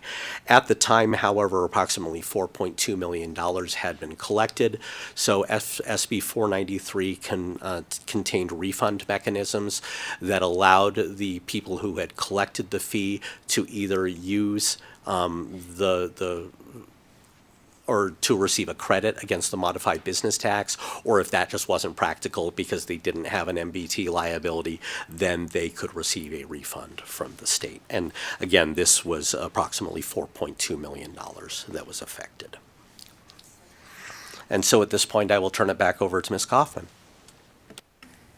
All right, thank you. So as Mr. Nakamoto had indicated, there were several revenue enhancements that were approved by the 76th legislature. However, the legislature also approved several expenditure adjustments that were necessary in order to account for the shortfalls in revenues. To address the significant reductions required by the revenue shortfalls, multiple strategies were implemented. These again included the statewide measures reducing salaries, merit pay, and longevity for all state employees, targeted cuts for major programs with substantial general fund revenues, deferred expenses, and the elimination of positions as well as miscellaneous adjustments. The executive budget had 3 decision units that were included in all of the accounts that contained positions, again, which included 5% salary reduction, merit pay freeze, and longevity suspension. In lieu of the salary reductions, the 76th legislature approved the implementation of 48 hours of furlough leave with a 2.5% salary reduction, which equated to about a 4.8% salary reduction. They also approved the holding of employees' the holding of employees harmless in the accumulation of retirement service credits to be taken for those furlough leave days. And I would note that while there were not statewide reductions for the Department of Tourism and Cultural Affairs, the employees of that particular department were asked to work 32 hours per week, so they effectively lost 8 hours per week, and as a result, museum hours of operation were also reduced. Significant budget reductions were made, including $100 million cuts to K-12 education support, $141.7 million to Nevada System of Higher Education, which was offset by a registration fee surcharge. Additionally, there was $211.6 million in reductions to implemented through a 5.3% increase to employee contributions to PERS. The Nevada State Prison underwent a phased closure, which saved $16.1 million. And to free up general fund, budgetary shifts were employed during this to defer $13.3 million in a general fund memo of understanding contribution to TANF block grant funds. Furthermore, $15.8 million in general fund savings were achieved through the implementation of a care management program for the aged, blind, and disabled through Medicaid. To further address revenue shortfalls, capital improvement programs were significantly scaled back with only $53.2 million approved for the 2011 to 2013 biennium. Again, this compares to the $811 million capital improvement program that was approved by the 2007 legislature, so just prior to the Great Recession. In addition, the 76th legislature still had to approve 5.1% reductions in operating appropriations for fiscal year 2012. when compared to the legislatively approved amount for fiscal year 2011, and largely kept operating appropriations flat for 2013. As part of the reductions, the operating appropriations included an elimination of 574.9 FTE for fiscal year 2012, and there was a slight increase of 33 positions into 2013. One of the more significant expenditure impacts the state had to address was the conclusion of the enhanced FMAP rate for Medicaid, which effectively ended June 30th, 2011. Under ARA, the FMAP rate was enhanced to 63.93% during fiscal year 2010. With the conclusion of the enhanced FMAP rate, the Nevada's FMAP was reduced to 59.26. So the legislature had to come up with general fund appropriations of $143 million over the 2011 to 2013 biennium to make up that reduced FMAP. This table is very similar to the table that I presented when we were going through fiscal year 2009 to 2011 biennium for state units. This information was pulled from our basin system, or our budgeting system. And as I previously indicated, there are specific decision units that were provided for certain things, such as like merit decrease, or more broad decision units that were just identified as general reductions.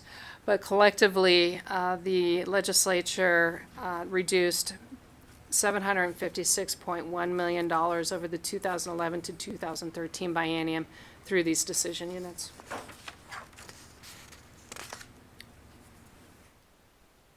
So it's important to point out that the 2009 and the 2011 legislature did engage in discussions during those years about enacting legislation to aim to mitigating the impacts of future recessions. The 2009 legislature approved Assembly Bill 165, which required the 1% of total projected revenues for each fiscal year of the biennium to be included in the governor's recommended budget to be provided to the rainy day account. This requirement was set to take effect July 1st, 2011, but due to the continued economic instability, the start date was delayed to July 1, 2013 through the passage of Assembly Bill 561.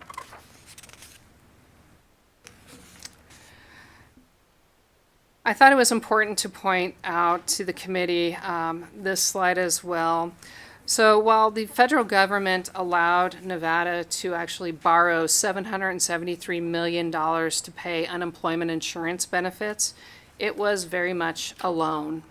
For the first 2 years of the Great Recession, interest payments were waived, but effective January 1st, 2011, those interest payments began to accrue. And as a result, the legislature had to set aside $64 million just to pay the interest associated with this loan. In 2013, the state issued unemployment bonds to repay the federal government and take advantage of lower interest rates. However, this was essentially just a refinance of that debt. And the actual repayment of that took until 2017 to fully repay. To pay back that loan, Nevada increased its unemployment insurance tax for employers during that repayment period.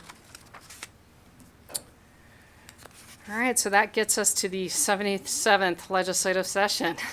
We're getting there. During the 2011 to 2012 interim, things were looking up, and the legislature did not have to actually convene a special session during that time. It further didn't have to reduce any operating expenditures or make any adjustments to the 76th legislature's budget. As the 77th legislature commenced, there were positive signs that the Nevada economy was recovering, with signs of job growth as well as economic development. In his letter included in the executive budget, Governor Sandoval noted that although unemployment had decreased, it remained at an unacceptable level. He recognized signs of improvements in sales tax revenues and gaming activity, but recommended extending most revenue sources. Extending most revenue sources that were set to expire June 30th of 2013. While he proposed restoring merit pay for state employees starting fiscal year 2015, he maintained that recommendations for furloughs should be still implemented with 3 furlough days. And he also recommended the continuation of a 2.5% pay cut as approved by the 76th legislature. The 2013 to 2015 biennium marked a significant turning point for the state as it continued to navigate the challenges of the Great Recession. While budget reductions were still in effect, the legislature approved a general fund operating appropriation of $6.6 billion for that biennium, which was an increase of $346.9 million, or 5.6%, over the $6.3 billion allocated for the 76th legislature for the 2011 to 2009 biennium. By the time the 78th legislature convened, most of the statewide budget reductions had ended, with exception of one permanent measure, the elimination of longevity pay. While there were signs of improvements, the 77th legislature still had to extend many of the revenue enhancements that were established in prior biennia that were scheduled to sunset, which Mr. Nakamoto will discuss. So with respect to the revenue actions, I am not going to go through all of them, but what I figured I would do is, because this is the last session where we're actually talking about the Great Recession, I would kind of wrap up how all of these settled out, because the actions in 2013 were not the final actions that were taken by the legislature in dealing with these. And the first one on slide 73 is the local school support tax. So Senate Bill 475 of the 2013 session extended the sunset again for another 2 years through FY 2014 and FY 2015. And then in the 2015 session, Senate Bill 483 made that 0.35% increase in the LSST permanent, effective beginning in FY 2016, and that 2.6% rate is the rate that we have today. With respect to the net proceeds of minerals tax, the SB 475 extended the prepayment provisions and the temporary prohibition on deductions for health and industrial insurance for another 2 years. And then in SB 483, these provisions were allowed to expire in FY 2017. They were only imposed for FY 2016. So everything returned back to normal beginning in FY 2018 with respect to the net proceeds of minerals tax. For the business license fee, the $100 increase from $100 to $200 on that fee was increased for FY 2014 and FY 2015 in SB 475 of the 2013 session.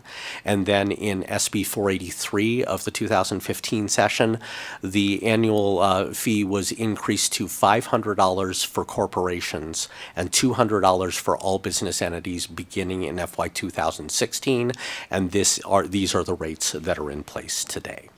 On the next slide, with respect to the governmental services tax, Assembly Bill 491 required the proceeds from the 2009 depreciation increase that were scheduled to go to the State Highway Fund to remain in the State General Fund for FY 2014 and FY 2015. And then SB 483 of the 2015 session required 100% of the proceeds to stay in the State General Fund in FY 2016, and then have it be a 50-50 split between the State General Fund and the State Highway Fund in FY 2017. Pardon the typo there that I just noticed. And then 100% of the proceeds to go into the State Highway Fund beginning in FY 2018.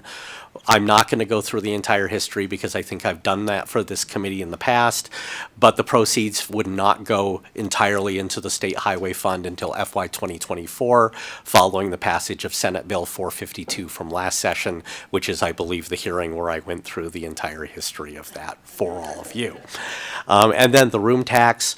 The legislature would continue the transfer of the 3% room tax revenues from the state supplemental school support account to the state distributive school account in the 2013-15 biennium in SB 522 of the 2013 session, and then again in the next biennium in SB 515 of the 2015 session.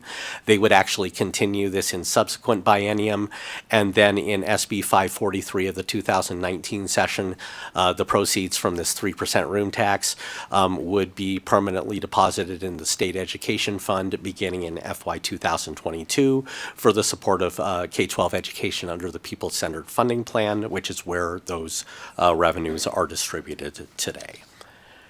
And then on the next slide, and it's the last slide of the revenue actions that I will discuss, is the modified business tax. So Senate Bill 475 from the 2013 session continued the 1.17% rate on taxable wages for the MBT for non-financial institutions for FY 2014 and FY 2015, but the exemption threshold was changed and it was increased from $62,500 to $85,000 for that period, and then anything below that rate was still zero. And then financial institutions were still required to pay the 2% rate on all wages.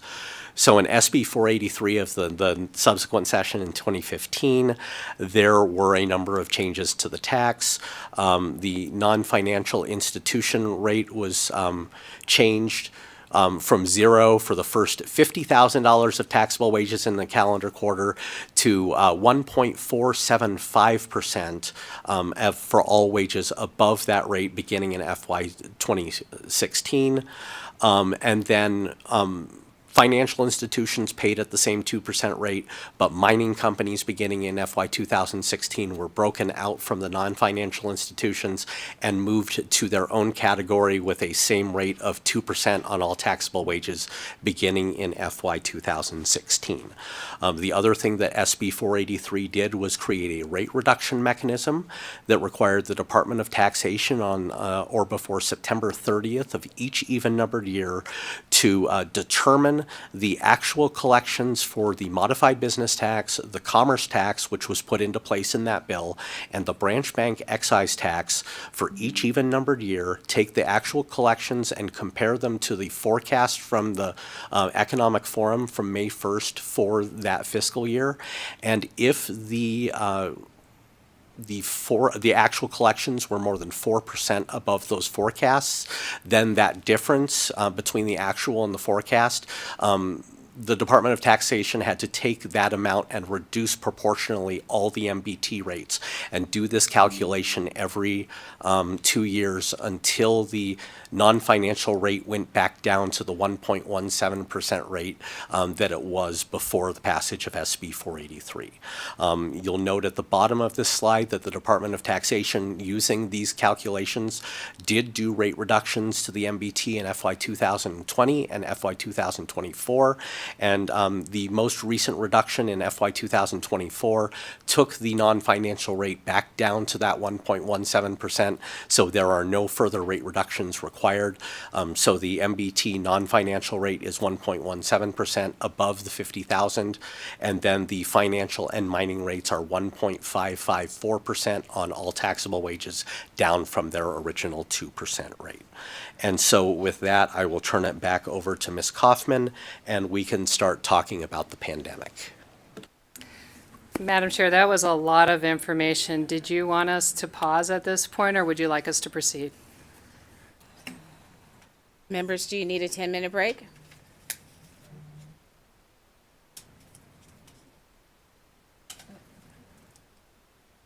If you need to take a break, go ahead and take a break, but we'll just power through.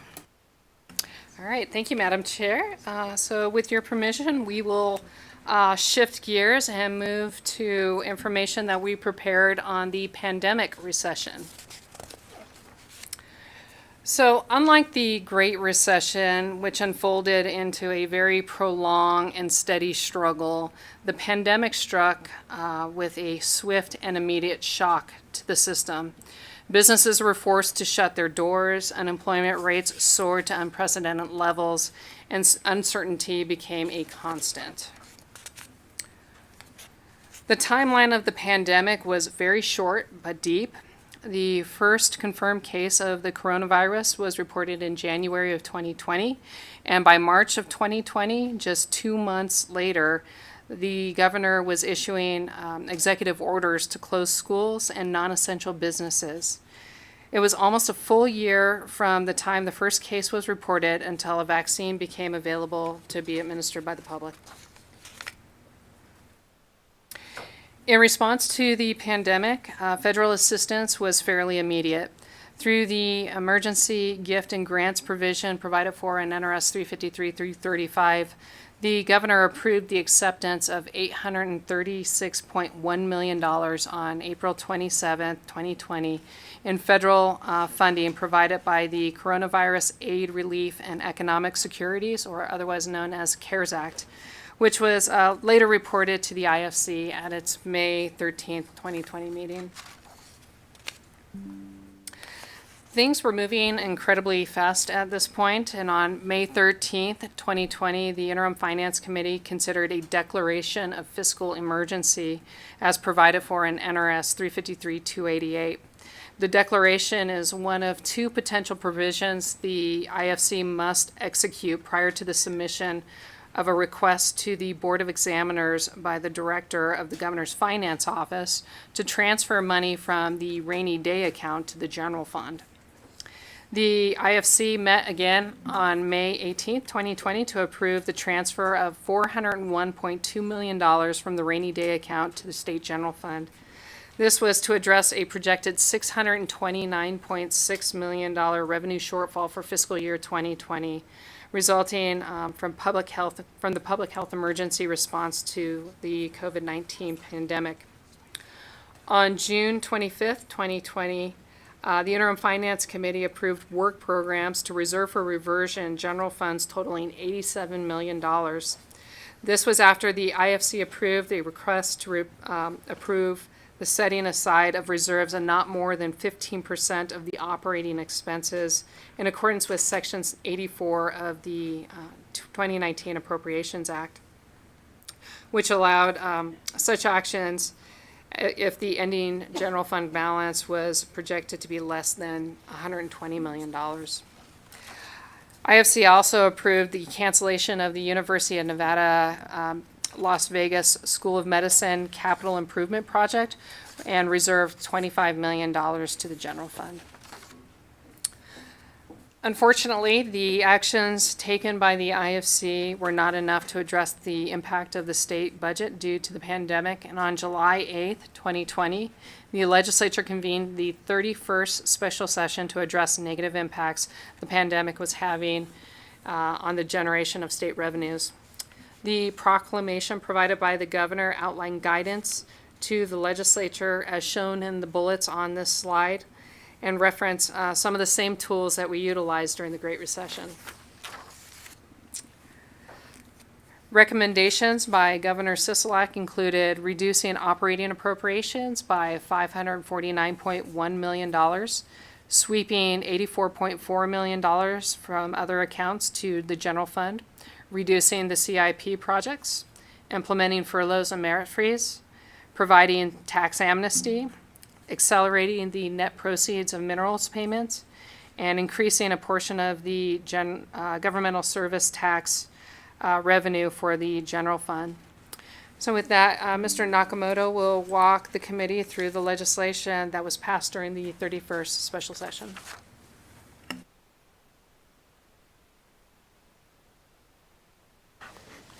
Thank you. So the 31st special session, many of you were here for, and it was kind of strange to have to be, especially for staff, to be staffed to a special session where we were actually not physically present in the building.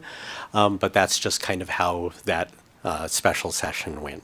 So beginning on page 84 addresses perhaps the most significant piece of legislation in terms of the budgetary actions taken during the 31st special session, which was Assembly Bill 3, which included reductions to operating appropriations of $535.9 million, reductions to various one-time programs of $28 million, count sweeps of $113.2 million, the implementation of 6 furlough days, the suspension of merit pay, and the reduction of PEB monthly contributions, among other things that are listed on this slide.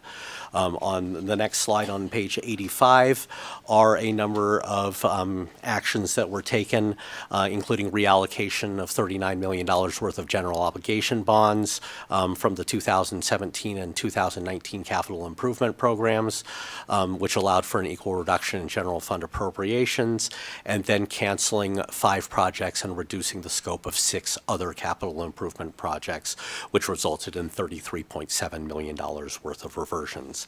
And then in Senate Bill 3, which was were the revenue actions that were taken, these are things that you will have seen before because basically the legislature went back to things that were done during the Great Recession. And the first is taking the governmental services tax, of which 75% at that point was going to the state highway fund, and directing it to the state general fund for FY 2021 only, requiring the advance payment of the net proceeds of minerals tax for just the state general fund portion for calendar years 2021, 2022, and 2023, which would generate approximately $54.5 million for the state general fund in FY 23. And this is an action that the legislature ended up ending a year early based on legislative action last session.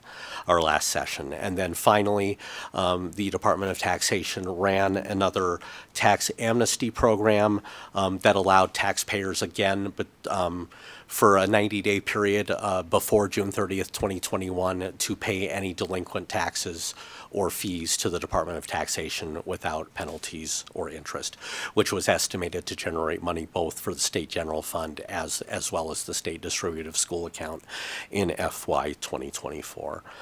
So with that, Madam Chair, I'll turn it over to Mr. Leiser for his statement on the coronavirus state and local fiscal recovery funds. Actually, I am kidding. I will turn it back over to Ms. Kaufman. Thank you. I believe he still owes a video on that. Thank you, Mr. Nakamoto.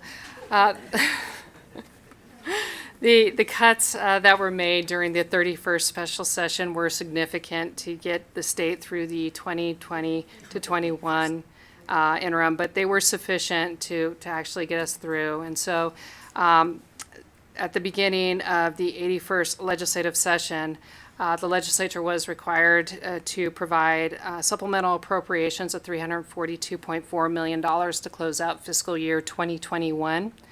In addition to that, during the beginning of the 82nd legislative session, $50 million was allocated to provide resources to small businesses and nonprofits that were being impacted by the COVID pandemic. Medicaid enrollment was projected to be 18.7% higher than what was projected in the 2019 to 2021 biennium. And agencies were planning to hold at least 247 positions vacant to generate savings. During this session, the legislature was being told that federal stimulus, in addition to the CARES Act, was on its way. The American Rescue Plan Act was signed into law on March 11th, 2021. However, the state did not actually receive its $2.739 billion share of ARPA funds until after the legislative session concluded. However, in anticipation of receiving that federal funding, the legislature passed several bills, as outlined in this particular slide, to allocate ARPA funds to priority areas identified by the legislature, which also offset a significant portion of the budget cuts that the 81st legislature was contemplating prior to receiving this federal stimulus. The next 2 slides illustrate the significant amount of federal funding that the state received as a result of the COVID-19 pandemic. A large majority of the ARPA funding was directed to areas of housing, unemployment, K-12 education, and funding for higher education. As you all are aware, the state just recently allocated its final ARPA funds in December, and the American Rescue Plan Act now allows for the continued expenditure of that funding through December of 2026. So we are still to this day being impacted by the actions that have been taken during the pandemic recession, which began in early of 2020.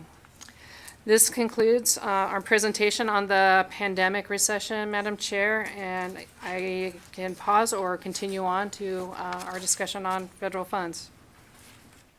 If you don't mind continuing on, that'd be great, but if you need a break, we do understand. Oh, no, we're good. Okay. Thank you. Thank you, Madam Chair.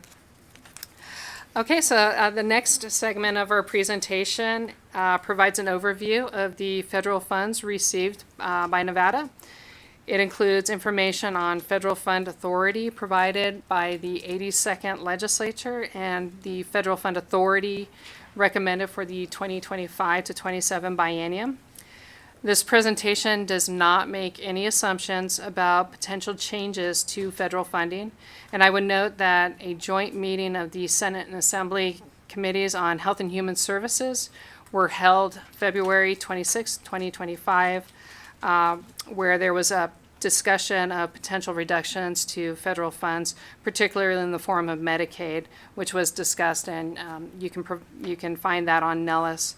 However, the scenarios that were identified in that meeting are not covered in this presentation. As I previously mentioned, Chair Monroe Moreno requested staff provide an overview of the federal funds of the state that the state receives and its projected allocations for the 2025 to 27 biennium. The chart on this slide provides the federal fund authorized through 2023 to 25 biennium and the projected federal funds for the 2025 to 27 biennium. That is all included in orange. And as you can see, the level of federal fund authorization is fairly consistent with a total approximately $7.6 billion in fiscal year 2024 and increasing slightly to a projected $7.8 billion in 2027.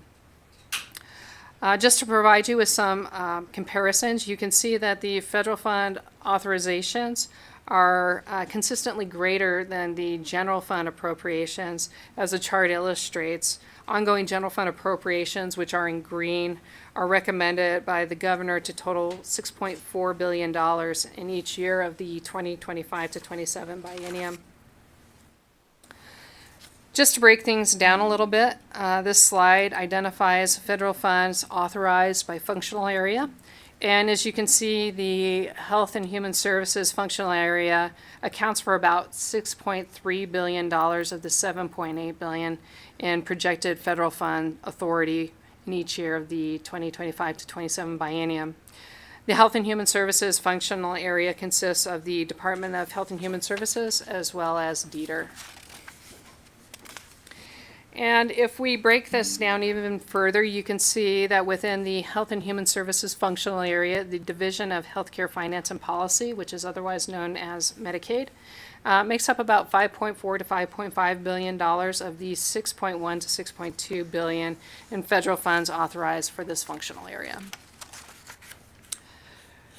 To offer a different perspective on this data, the Health and Human Services accounts for approximately 80.3% of the federal fund authority, while infrastructure trails at just 8% and education follows at 5.2%. Shifting focus from the amounts of federal funds collected to the sources of the grants. The Fiscal Analysis Division, we received a document from the Governor's Finance Office last month that detailed the various federal grants received by the state. This document was compiled by state agencies and accounts for about 628 grants. The U.S. Department of Health and Human Services was the largest grantor, contributing nearly 1/3 of the reported grants. And the next largest was the U.S. Department of Agriculture with 69 grants, followed by the National Endowment of Humanities at 54 grants, and the U.S. Department of Labor with 46 grants. The slide also further breaks down with entities that were provided fewer than 10 grants, all being lumped into that last column in the bar chart entitled Total All Other. This slide shows in a form of a pie chart the same information that was illustrated in the previous bar chart and displays regarding the number of grants that were provided by the U.S. departments. So again, you can see that the U.S. Department of Human Services provides the most grants, which makes up about 31% of the total grants received by the state. This bar chart provides the number of grants received by state departments with exception of the Department of Health and Human Services, which is broken out by division. As the chart illustrates, the Department of Conservation and Natural Resources receives about 95 federal grants. The Division of Public and Behavioral Health receives about 72. That's followed by the Division of Aging and Disability Services at 60 grants, and so on and so forth. The last column, entitled Total All Other, accounts for departments that receive fewer than 17 grants. Again, this slide shows in a form of a pie chart the same information that was illustrated in the previous bar chart regarding the number of grants provided to each of the state departments and each of the divisions within the Department of Health and Human Services. And the final slide that I will share with you on the topic of federal funds relates to the number of full-time equivalent positions within the state that are fully or partially funded by by federal funds. This information was sourced by the document that I had previously referenced that was provided by the Governor's Finance Office, which was a manual compilation by state agencies. While there were some variations on how agencies accounted for partially federally funded positions, this data still offers, I think, a valuable insight into which state agencies have the most significant number of federally funded staff.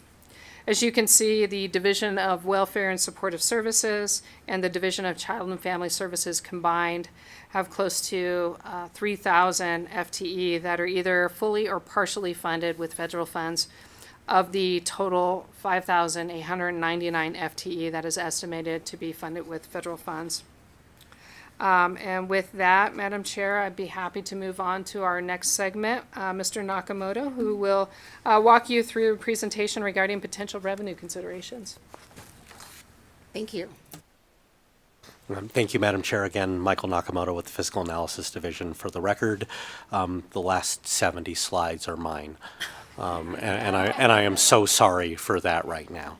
But what I will first note, again, that Benjamin Franklin perhaps is correct about the certainties in life.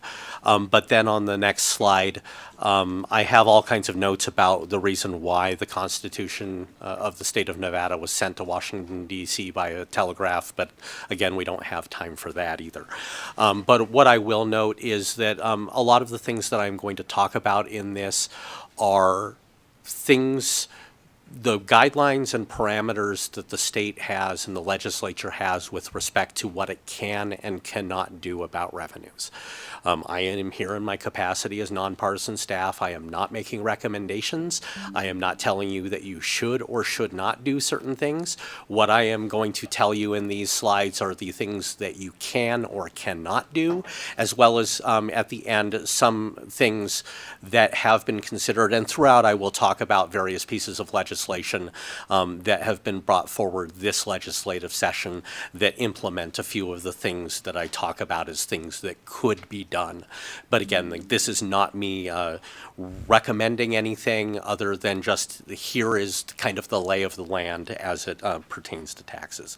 And this was actually kind of a fun exercise for me to go through and research a lot of this. So I appreciate that. So well, moving on to the next slide, we're starting with the state constitution. The first thing that I figured that I would mention is Article 9, Section 2, subsection 1, which basically says that if the expenditures of the state exceed the revenues, the legislature shall impose an annual tax, basically saying you have to have a balanced budget, and plain and simple there. On the next slide is the constitutional prohibition on a state lottery. So in Article 4, Section 24, subsection 1, no lottery may be authorized in this state, nor may lottery tickets may be sold, except as otherwise provided in subsection 2, which was an amendment that was added after the November 1990 general election that allowed for the organization and operation of charitable lotteries, which are currently administered by the State Gaming Control Board. On the next slide is the requirement that registration fees and fuel taxes, with the exception of the usage for costs of administration, be used exclusively for the construction, maintenance, and repair of the public highways in the state pursuant to Article 9, Section 5 of the Constitution. This was added following the November 1940 general election. Then on the next slide is the addition to that was added in the November 1962 general election, that the provisions of this section do not apply to the proceeds of any tax imposed upon motor vehicles by the legislature in lieu of an ad valorem property tax. The first thing that I'll note is the one curiosity that this was originally a joint resolution from the 1960 session, because it was the 1 year where there was an annual session in an even-numbered year, but that's another discussion altogether. But then the second question is, okay, what am I talking about here? So on the next slide, we go to the governmental services tax, and that is exactly what we were talking about here. So at that, as part of that same constitutional amendment in 1962, Article 10, Section 1, subsection 5 allows the legislature to exempt motor vehicles from the personal property tax, but if they do that, they have to provide for the uniform and equal rate of assessment and taxation of motor vehicles, which rate shall not exceed 5 cents on $1 of assessed valuation. This is talking about the governmental services tax, or the GST. The next slide deals with property taxes. And so Article 8, Section 2 basically says that real property and possessory rights to real property, as well as personal property belonging to corporations, shall be subject to taxation, the same as property of individuals, and that there can be exemptions for corporations that are created for municipal, charitable, religious, or educational purposes. On the next slide are a number of provisions dealing with property tax in general. Article 10, Section 1, subsection 1, which are the uniform and equal provisions, that basically says that the rate of assessment and taxation for property tax shall be uniform and equal, with the exception of mines and mining claims. And then the next is Article 10, Section 1, subsection 2, that says that shares of stock, bonds, mortgages, notes, bank deposits, books, accounts, and credits, securities, and so on are exempt from taxation as well. There was that amendment. You can see the language in red that was crossed out. The original joint resolution was put in, or the constitutional amendment was put into place in November of 1942. That amendment, where that language was crossed out, was approved by voters in November of 1986. The next section worth talking about, and this is awfully specific, but there must have been a reason for it back at the time. Personal property moving in interstate commerce through or over the territory of the state of Nevada, or which was consigned to a warehouse, public or private, within the state of Nevada or outside of the state of Nevada for storage and transit to a final destination outside of the state of Nevada, so on and so forth, shall be exempt from taxation. This was put into place by voters in November of 1960. Please don't ask me why. The next slide has several more issues dealing with property tax. A progressive reduction in the tax upon business inventories by 20% in each fiscal year. following the adoption of this provision, which took effect in 1978, and after the expiration of the fourth year, business inventory became exempt from personal property tax altogether. Then in Article 10, Section 2, this is the constitutional limit of property tax rates at $5 per $100 per assessed value, or $100 of assessed valuation, or as noted in the Constitution, 5 cents on $1. And this was put into place in November of 1936. And then an initiative petition was brought forward and then eventually approved by voters in November of 1980 and 1982, exempting household goods and furniture used by a single household and owned by a member of that household from personal property taxes. On the next slide is the inheritance tax, which is fairly straightforward, that says that no inheritance tax shall ever be levied. This was approved by voters in November of 1942.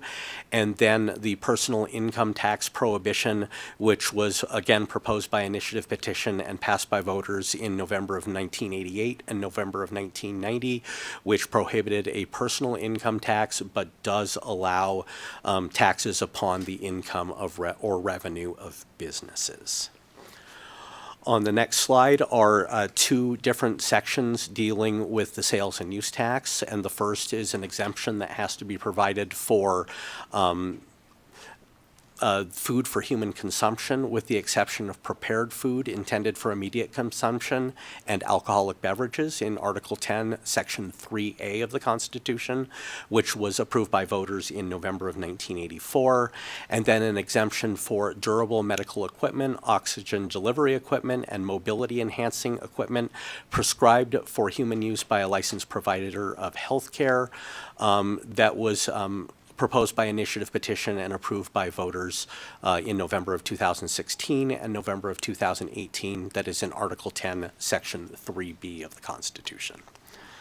On the next slide is the estate tax, and without getting into too much detail, basically this says that the state of Nevada may levy an estate tax that is equal to the amount of any federal credit that is given on the federal estate tax against a state estate tax, and that the proceeds must be used for educational purposes, according to Article 10, Section 4. This was passed by voters at the November 1986 general election, and I will talk about this tax later in the presentation. Next is the net proceeds of minerals tax. This one is interesting is in that the provisions on the next two slides that deal with the net proceeds of minerals were passed by voters at a special election that happened in May of 1989 during the legislative session. The legislature had already passed legislation that implemented these contingent upon the passage of this that I'll talk about at the net proceeds. So basically that this gives the exception that allows net proceeds to be taxed as is stated in the Constitution and as it is in law, as opposed to treating it as you would property tax. And then on the next slide are a number of provisions that implement this, that say that the net proceeds of minerals tax rate cannot exceed 5%, that no other tax may be imposed upon a mineral or its proceeds until the identity of the proceeds as such is lost. The proceeds from the net proceeds of minerals minerals tax that are equivalent to the property tax rates for local governments have to be apportioned in that fashion. And then patented mines or mining claims must be assessed and taxed as other real property is assessed and taxed, except that no value may be attributed to any mineral known or believed to underlie it. And again, these are all things that were put into place back in that special election in May of 1989.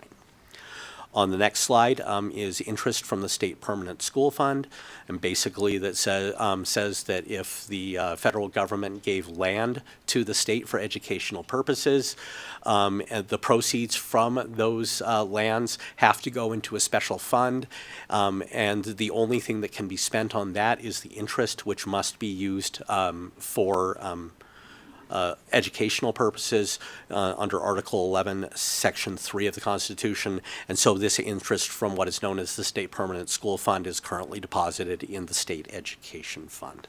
And then there were provisions dealing with this in the original Constitution back in 1864, but the current version as it reads now was put into place in November of 1988.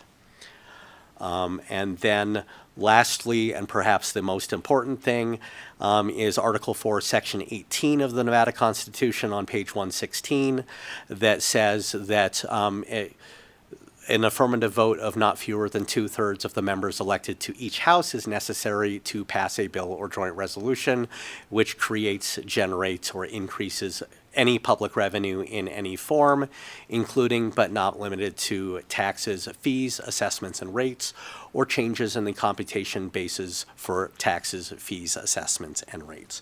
This was proposed by initiative petition and approved by voters in November of 1994 and November of 1996. So with that as kind of the basis of what the Constitution is, what I'm going to do is start talking about a lot of the major funds that are potentially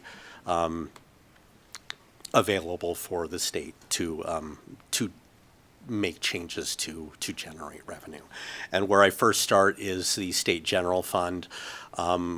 This made it through copyright, but this is the Economic Forum's December 2024 table, and showing the forecast at least for FY25 and 26 for the first part of the State General Fund. What I will go through is there are 16 revenue sources that I'm going to talk about, and so all of them are generating at least $40 million for the State General Fund. The State General Fund is made up of at least 200 different revenue sources that are administered by a number of agencies: taxation, the Gaming Control Board, the Secretary of State's office, the State Treasurer's office are the four big ones, but then you have some from the Department of Business and Industry, and a number of other agencies that deposit after-tax credits just over $6 billion worth of revenue in the State General Fund in FY 2024. And again, after-tax credits, the 16 revenue sources that I'm going to discuss make up 96.1% of the State General Fund, so it's very top-heavy. So the very first one that I'm going to talk about is the sales and use tax, and that is by far the largest one. That was put into place as a result of the Sales and Use Tax Act of 1955, which was Chapter 397 of the Statutes of Nevada of 1955. It is a 2% rate on the taxable sale or taxable use of tangible personal property. This act was approved by Nevada voters by referendum at the November 1956 general election. And as a result, any change to the Sales and Use Tax Act dealing with the rate or exemptions, whether it is increasing rates, decreasing rates, adding or removing exemptions, as Assemblymember Torres Fawcett found out the hard way perhaps with Assembly Bill 403, requires voter approval. So that is the reason why anything of that nature does have a ballot question attached to it. Changes to that particular tax require voter approval. The next slide is the percentage fee tax on gross gaming revenue, which is 3% of, or 3.5% of monthly revenue by non-restricted gaming licensees of up to $50,000 per month. And then between $50,000 and $134,000, it is 4.5%. And then anything in excess of $134,000 is 6.75%. You can see that after tax credits, this generated just under $1 billion. It is the second largest tax for the State General Fund. This was originally put into place back in the 1945 session at a rate of 1%. The most recent changes to this occurred during the 20th special session back in July of 2003. Your possible changes here, the first is that you could increase one or more of the tax rates. We got some information from the Gaming Control Board indicating that if the top rate of 6.75% were increased, each 0.25% increase increase would generate approximately $36.3 million based on the FY 2024 activity, as well as adjustments to the definition of gross gaming revenue, which are significantly less in scope than the $36.3 million. On the next slide is the modified business tax, and I have discussed this during the legislation discussions, but there are three different components to this. The first two are the financial institution and mining company rates of 1.554% on all taxable wages, and taxable wages are gross wages less eligible health care costs, and this is in every calendar quarter. And then so for all other businesses, what we call the non-financial portion, there's no tax on the first $50,000 of taxable wages per calendar quarter.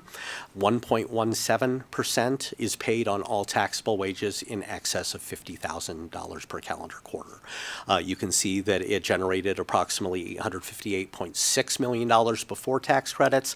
There are a lot of tax credits taken against this one, so it goes down to approximately $789 million after tax credits. This was originally put into place as non-financial and financial during the 20th special session in 2003.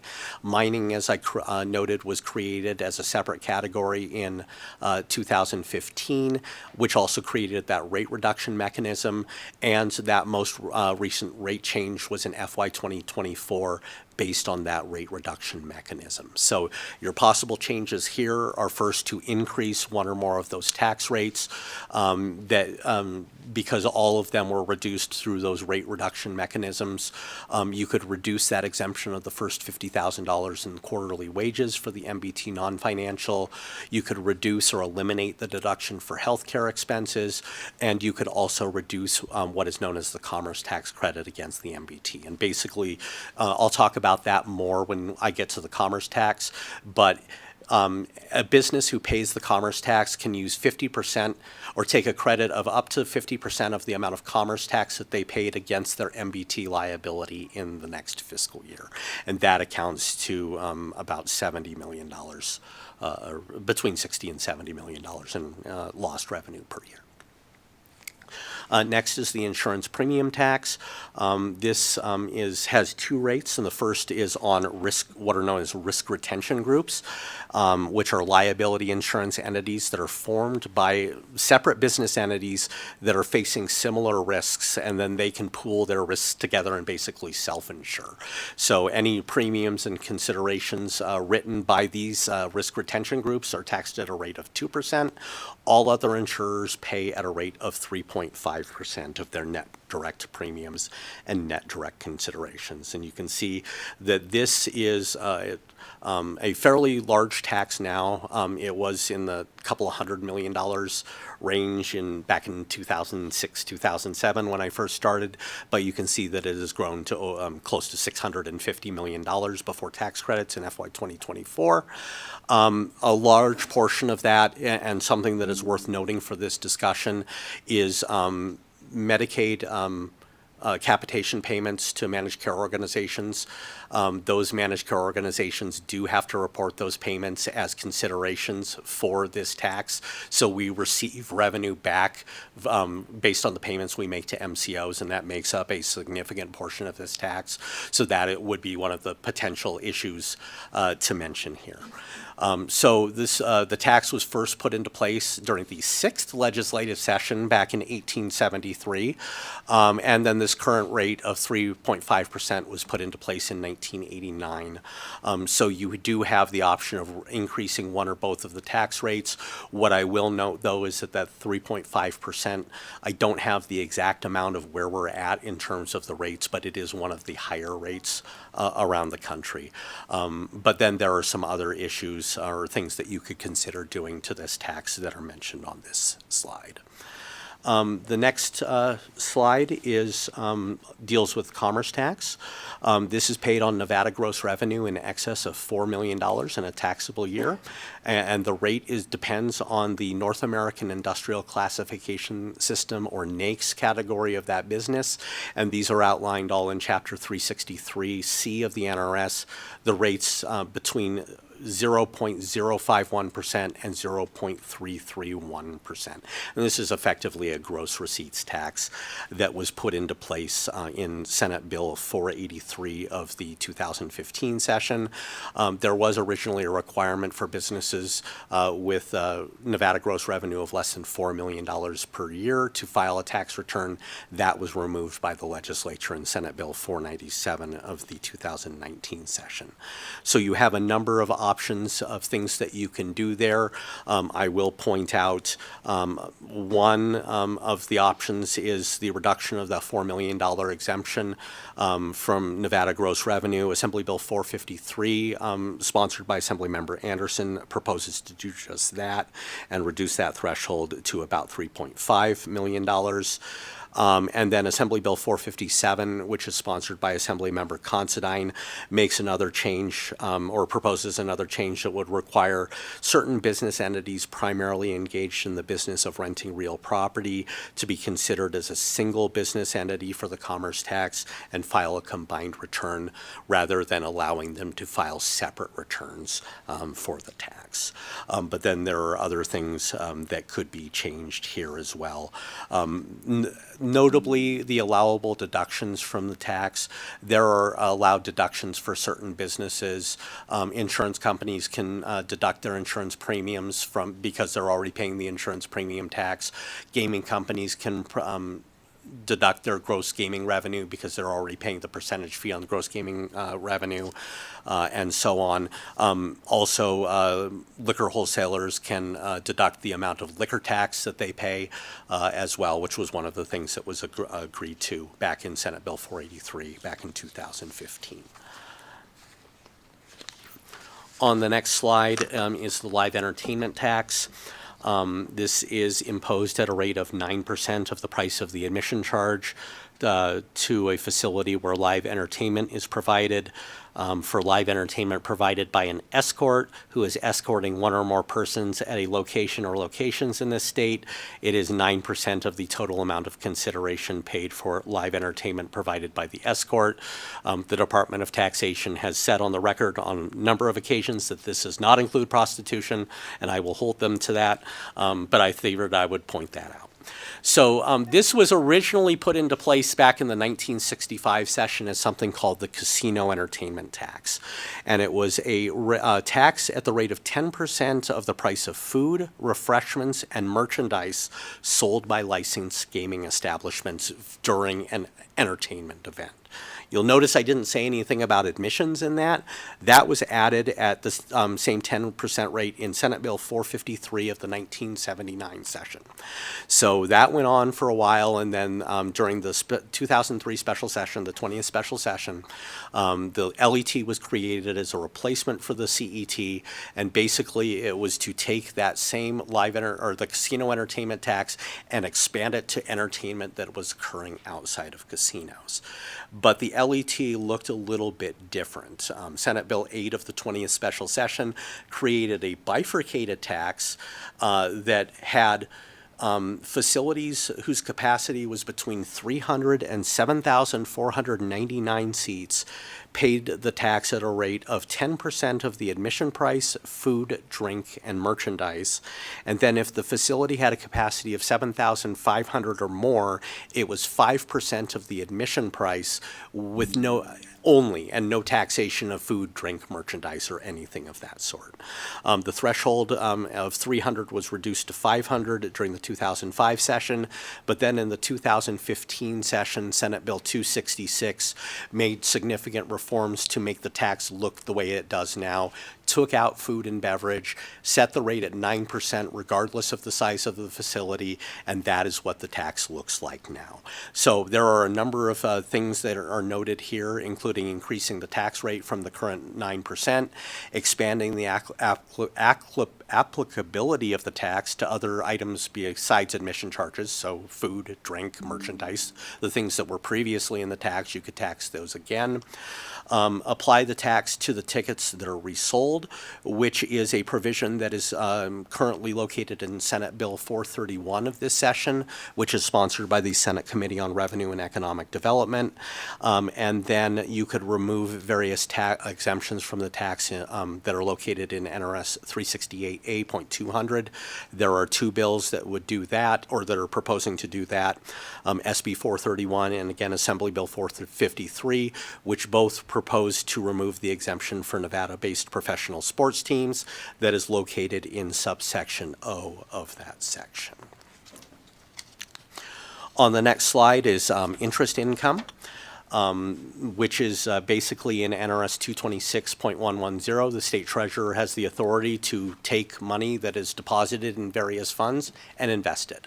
The proceeds go to various funds or go to the state general fund. This generated $224.9 million in FY 2024. Due in large part to very high interest rates, very high balances in the state general fund, due to ARPA money and so on. But the option here really is, if you want to get more money in the state general fund, you would have to take interest generated to other funds and redeposit it in the state general fund. Next is the cigarette tax, which is imposed pursuant to Chapter 370 of the NRS. The total rate is $1.80 per pack of 20 cigarettes. Of that, $1.70 goes to the state general fund, and the other 10 cents goes to the local government tax distribution account for distribution through to local governments through the C tax, which none of you want me to go through tonight. This generated approximately $122.9, almost $123 million for the state general fund, which has been steadily declining as the prevalence of smoking has declined.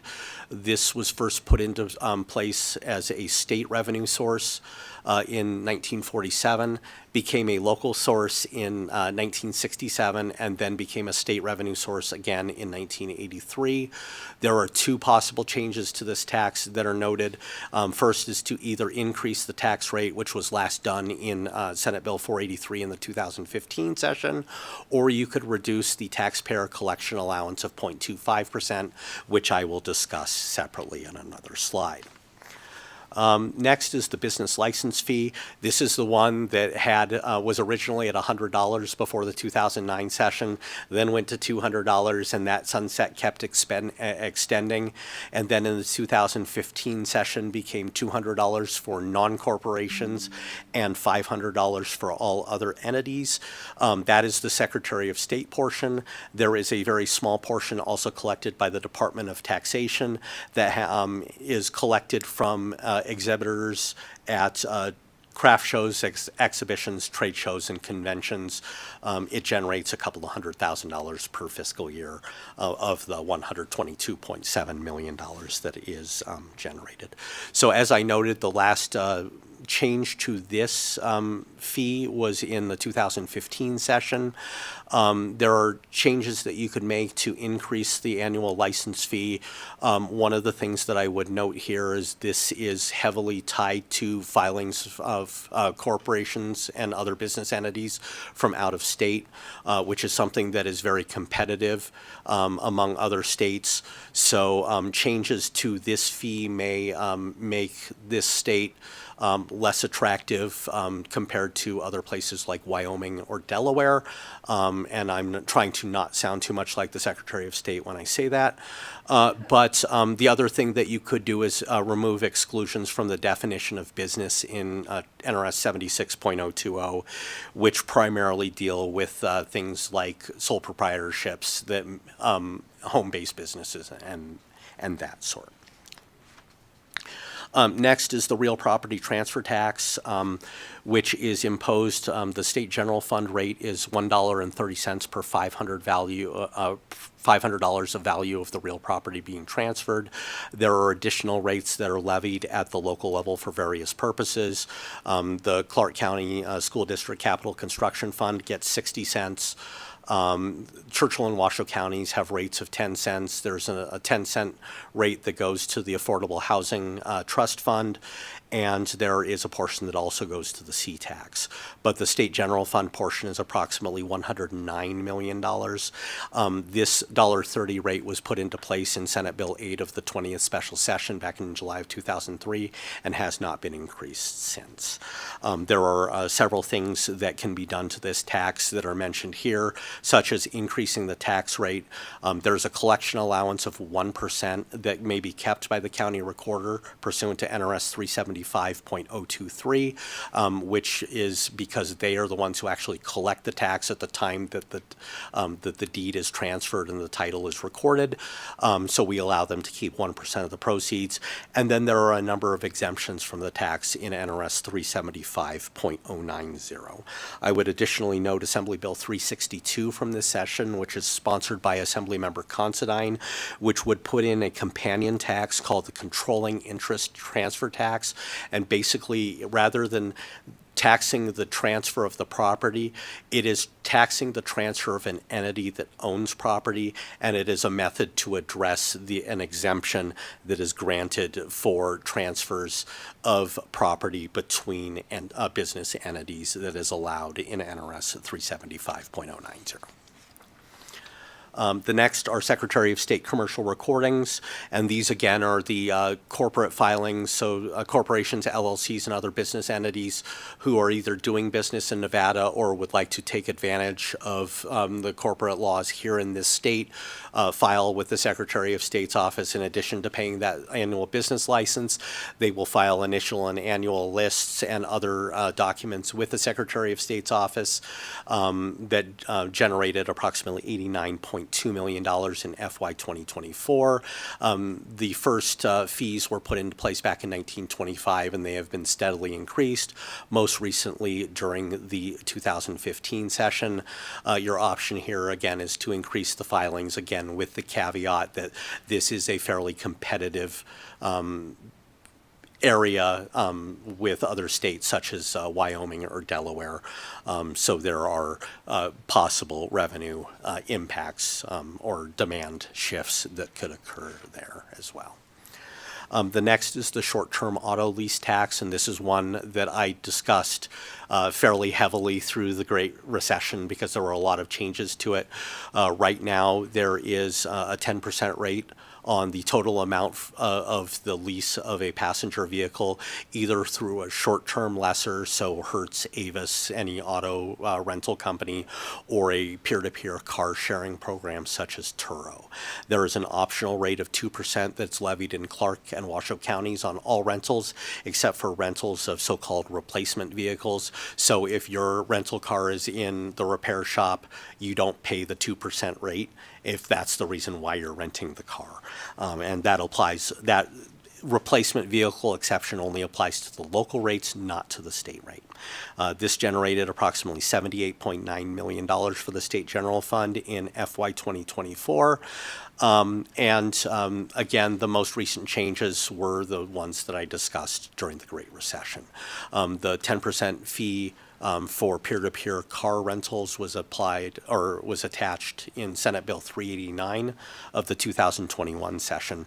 So your options that are listed there are to either increase that tax rate from 10%, or you can include certain charges in the tax base that are currently excluded, which are things like your optional charges for insurance, to the fee that you pay to increase or that to fill the gas tank at the end and so on. Things that are otherwise excluded. These are things that would probably not generate significant revenue.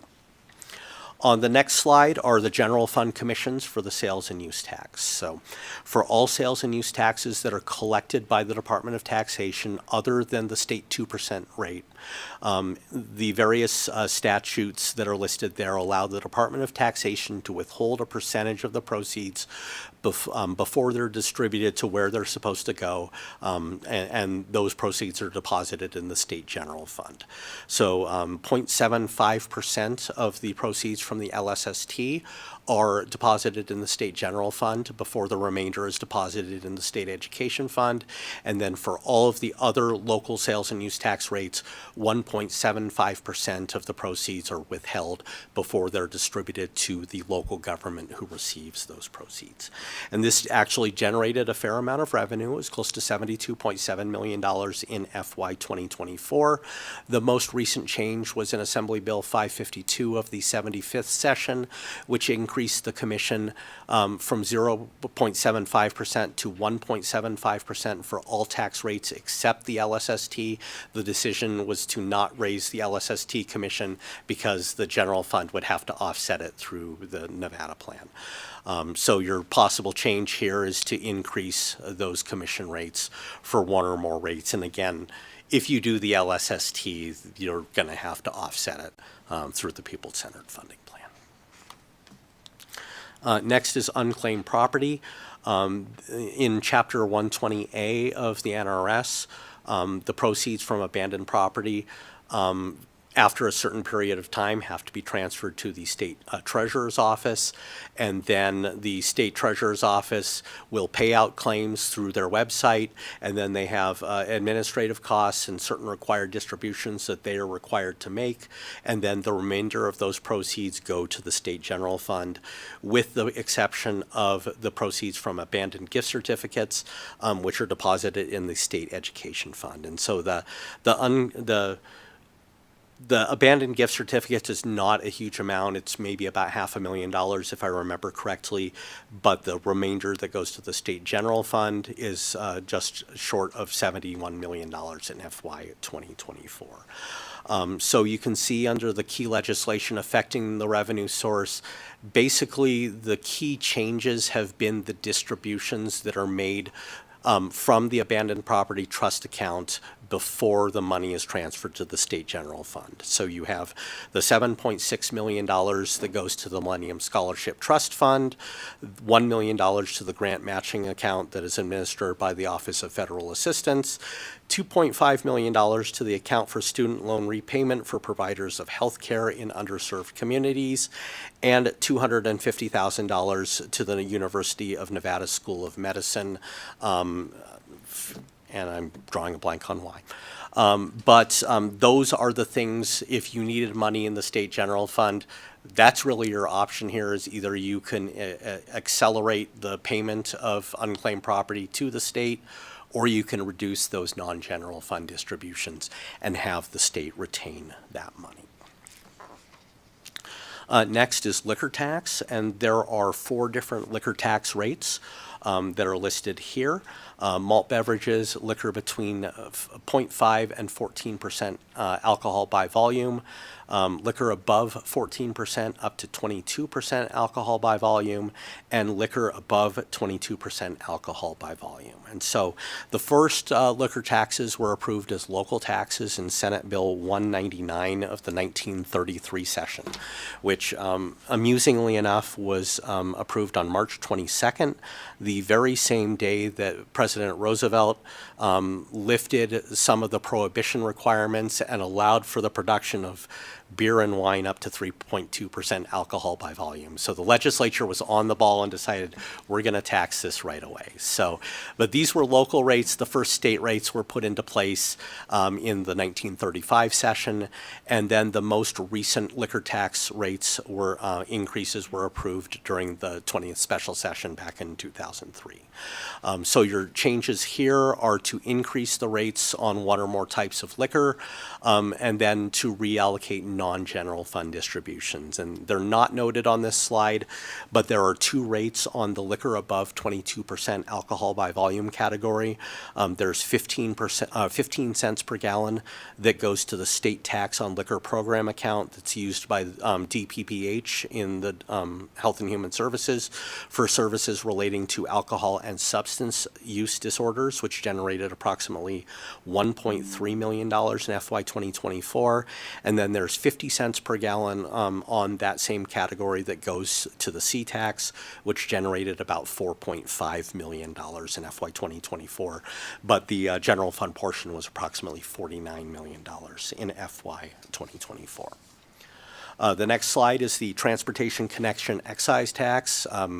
commonly known as the Uber or Lyft tax, but it does apply to taxi cabs and other common motor carriers of passengers in Nevada at a rate of 3% of the total fare charged by a TNC or an autonomous vehicle network company.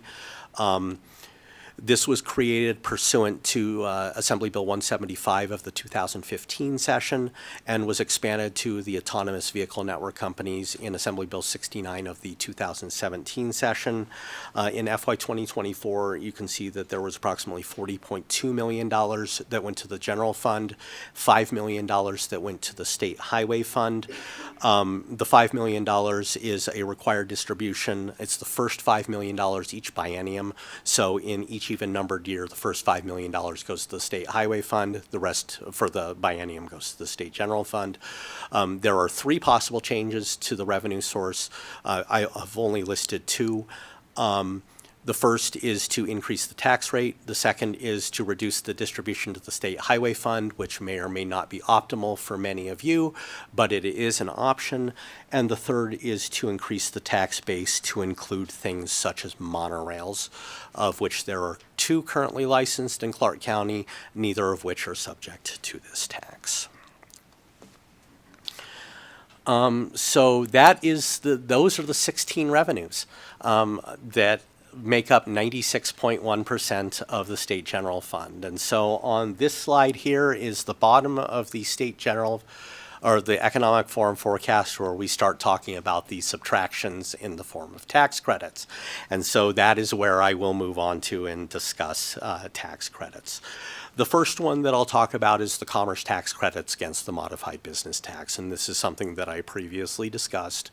NRS 363A.130 and NRS 363B.110 allow an employer to subtract an amount of up to 50% of the commerce tax paid in the previous fiscal year from the MBT that is otherwise due in the current fiscal year, which was about $60.5 million of a reduction in revenue in FY 2024. And so all of the previous slides, you saw positives. Here you're going to see all negative numbers because, as I have noted in many hearings, I refer to tax credits as negative revenue. They are subtractions from what is available for the legislature to spend.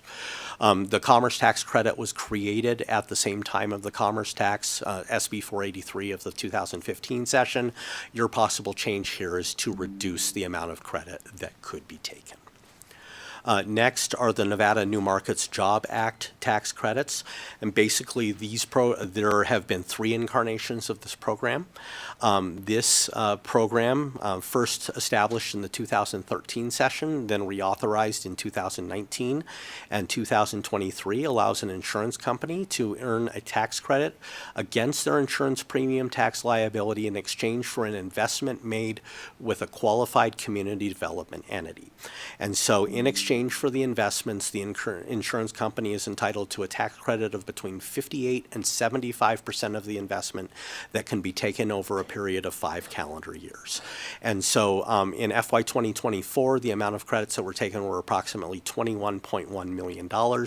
But you can see in the legislation that has affected this revenue source that there have been a number of rounds of investment that have been made in 2019 and 2023.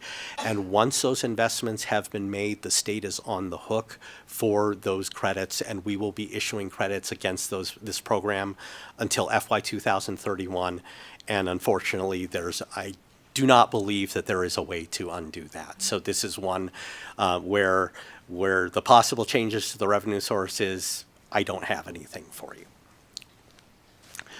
Next is the Education Choice Scholarship Tax Credit, which allows a taxpayer to earn a credit against his or her modified business tax liability equal to the amount of a donation made to an eligible scholarship organization. The amount of credits issued by the Department of Taxation may not exceed $6,655,000 per fiscal year. You can see, though, in FY24, the amount of credits that was that were actually taken was just under $8.2 million, and that is because of additional allocations of credits that were made for fiscal years 2020, 2021, and 2022 based on legislative actions in the 2019 and 2021 sessions. So your option here is to reduce the amount of annual credits that may be awarded from that $6,655,000. Next are the film transferable tax credits. Under the current program, qualified productions may receive a transferable tax credit that could be used against the MBT, the gaming percentage fee, the branch bank excise tax, or the insurance premium tax. For qualified direct production expenditures, the film office is allowed to award up to $10 million in credits per fiscal year under the current law, with any unawarded credits from previous fiscal years that could be issued in a future fiscal year.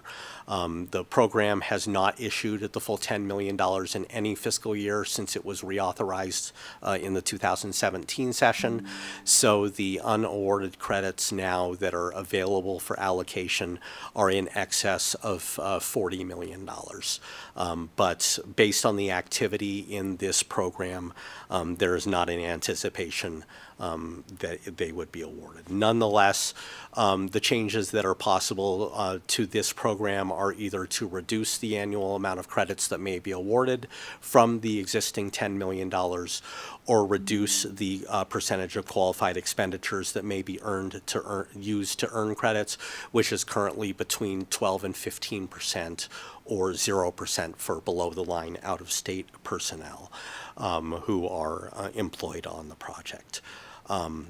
So that is the film tax, and moving on next is the affordable housing transferable tax credit, which allows the project sponsor for an affordable housing project to receive a transferable tax credit that can be used against the MBT, gaming percentage fee, branch bank excise tax, or insurance premium tax for a qualified affordable housing project.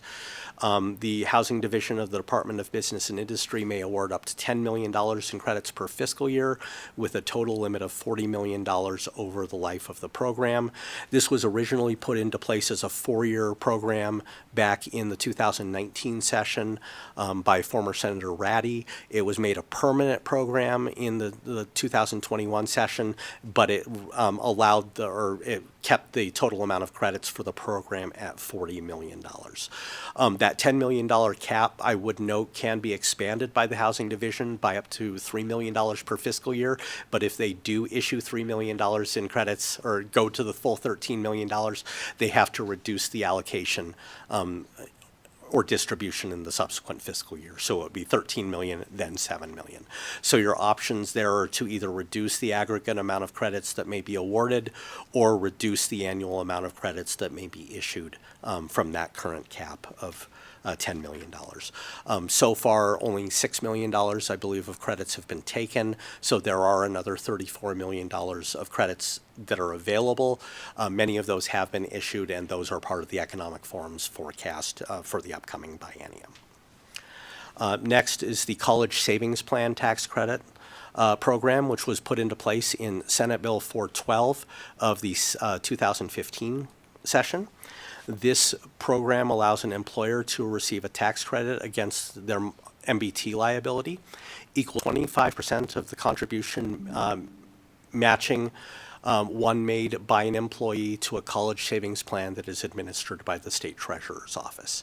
The state treasurer can issue as many credits as he would like under this program, but the total amount of credit that could be issued may not exceed $500 per contributing employee per fiscal year.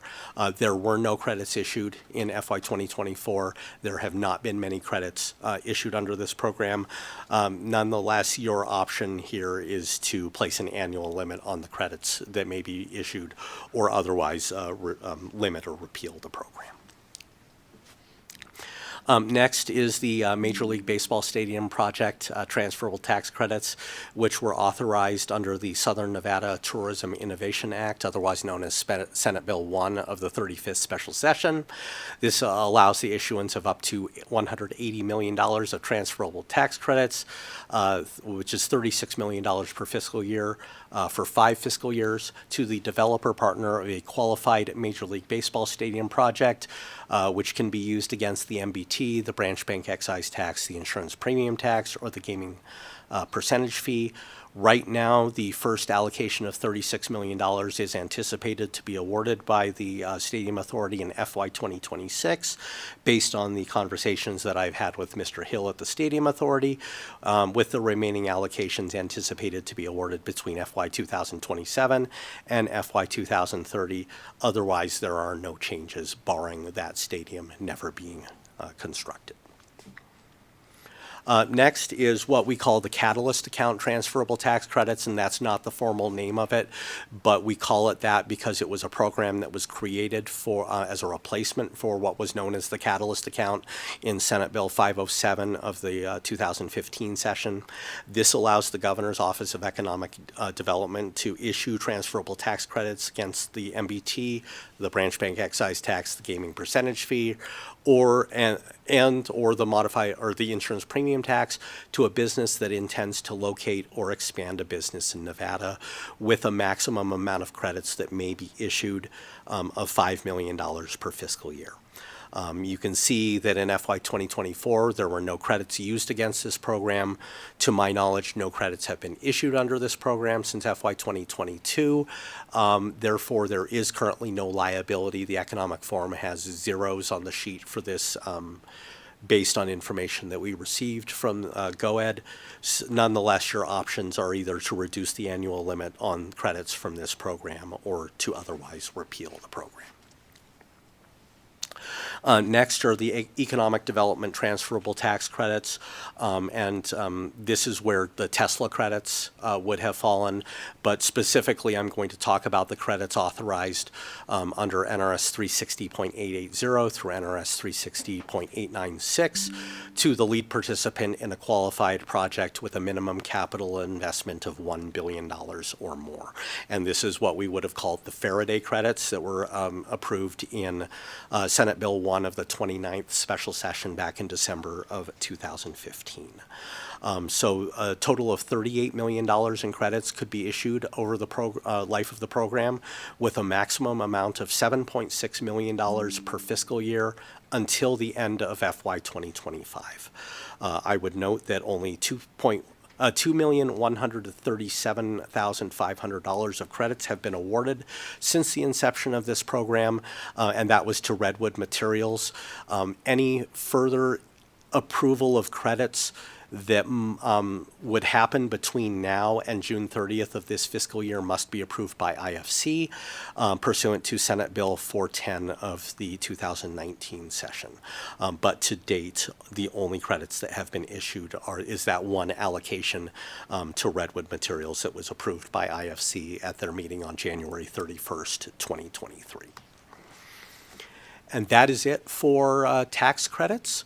Is this a point where we want to stop and ask questions, or allow me to take a sip, or I can move on to the State Education Fund? Why don't you take a sip Thank you.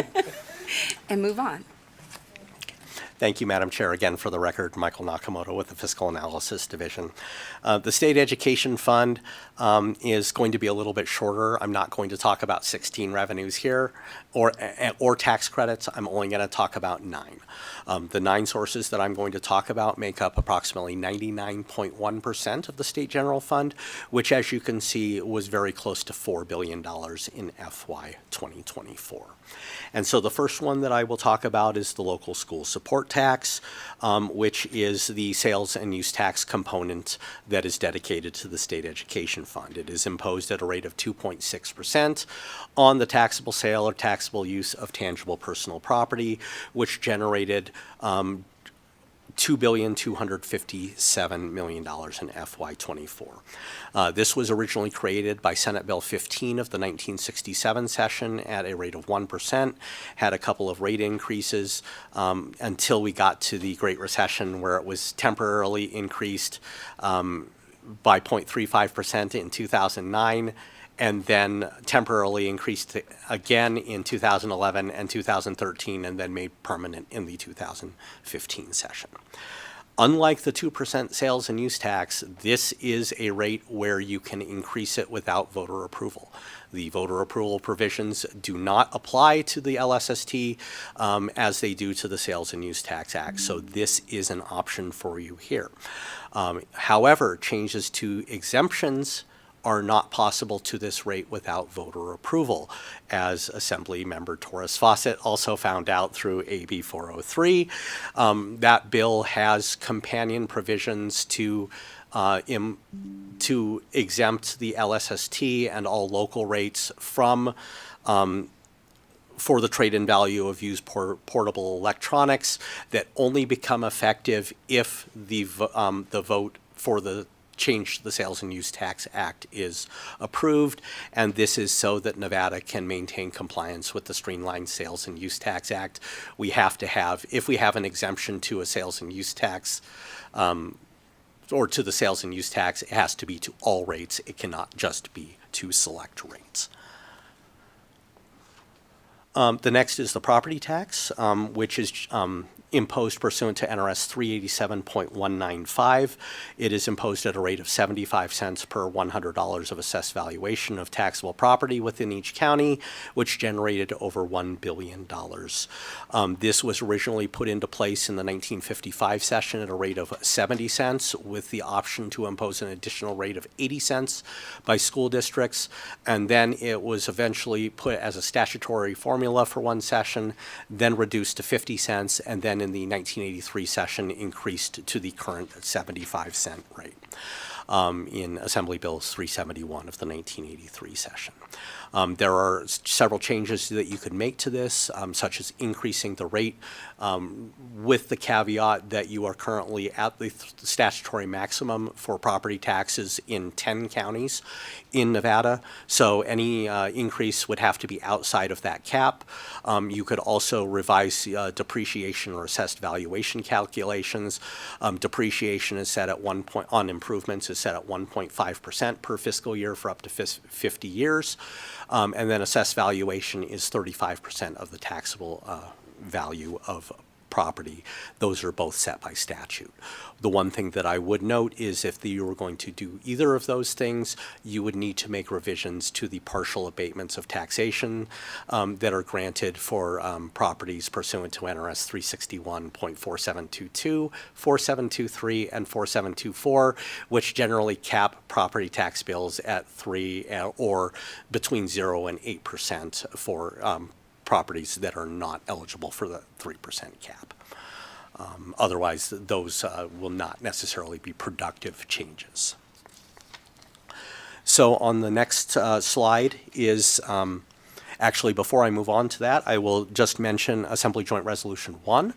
That is sponsored by Assemblymember Anderson, which would amend the Nevada Constitution to require the reset of depreciation and abatements upon the sale of a property, which would need to be approved by this body twice and then voted on in order to become effective. And that is another option for the generation of additional revenue. So then on slide 149 is the transient lodging or room tax, and this is that initiative petition 1 room tax from the 2009 session, which was originally in the state general fund, then was supposed to go to the state supplemental school support fund, but then was deposited in the distributive school account over and over and over again, and then finally was put into the state education fund beginning in FY 2022. This is imposed at the full 3% rate in Clark County. I did mention back in the original slide the 2% in the Fremont Street area of Las Vegas. They ended up reducing their rate by 1%, so it allowed that additional percentage to be picked up. So the rate is imposed at the full 3% in Clark County. In Washoe County, it is still imposed at 1% in unincorporated Washoe County and the portions of the city of Reno outside of downtown. In downtown Reno and all of the city of Sparks, there is no rate imposed because of that limitation of the 13% as of July 31st, 2008. This generated approximately $245 million in FY 2024, the vast majority of it collected in Clark County because of the rate differentials. So your options there are to either increase the tax rate. You could adjust that 13% cap that would limit the existing rate, which would allow the rate to increase in Washoe County, or you could also expand the authority to more counties besides Clark and Washoe. Your more productive one likely is going to be a potential increase in the tax rate from the current 3%. Next is the governmental services tax, or GST, which is governed by chapters 371 and 482 of the NRS. And so back several hours ago, it seems, when I talked about the constitutional limitations, there is a 5% limit on the GST rate under the Nevada Constitution. So the basic GST rate is 4% right now of the valuation of the vehicle, which is calculated as 35% of the MSRP of the vehicle when new, excluding options and extras, and then there's a depreciation factor that's added to that as well. And so the depreciation factor for motor vehicles that are not heavy trucks is 100% for a new vehicle, so there's no depreciation, all the way down to 15% for a vehicle that's 9 years old or older. For heavy trucks and trailers, as well as semi-trucks, it is 100% for a new vehicle, all the way down to 23% for a vehicle that is 10 years old or older. There is a minimum GST that is due of $16 for all vehicles except for trailers weighing less than 1,000 pounds, which the minimum there is $3. There are portions of this rate that are distributed to the State Highway Fund, the State Education Fund, and then to school districts, as well as the local government tax distribution account, otherwise known as the C-Tax. But the portion that went to the State Education Fund was approximately $131.9 million. So your possible changes here, and there are several that are listed, you either increase that minimum amount of tax due from $16 to a higher amount, which is going to primarily hit very low value vehicles. Those are the ones primarily affected at that end. You could adjust the depreciation schedule further, with the exception of new vehicles. You could also adjust the calculation of the value of the vehicle from increase that from 35% to something different. That corresponds with the 35% for property tax. Your other option is to increase the tax rate. However, if you were to increase the tax rate from the 4%, you would have to decrease the supplemental GST rate that is imposed currently in 2 counties. Clark County imposes 1%, Churchill County imposes 1%, so there would have to be legislative changes to reduce those rates to increase the basic GST rate from the current 4% to stay in compliance with the state constitution. Next is slide 151 is the retail cannabis tax. This is imposed at the rate of 10% on the sales price of cannabis or cannabis products that are sold at adult use cannabis retail stores or cannabis consumption lounges. Does not apply to retail sales of medical cannabis. This is just recreational. This generated approximately $76.8 million in FY 2024, with all of the proceeds going to the State Education Fund.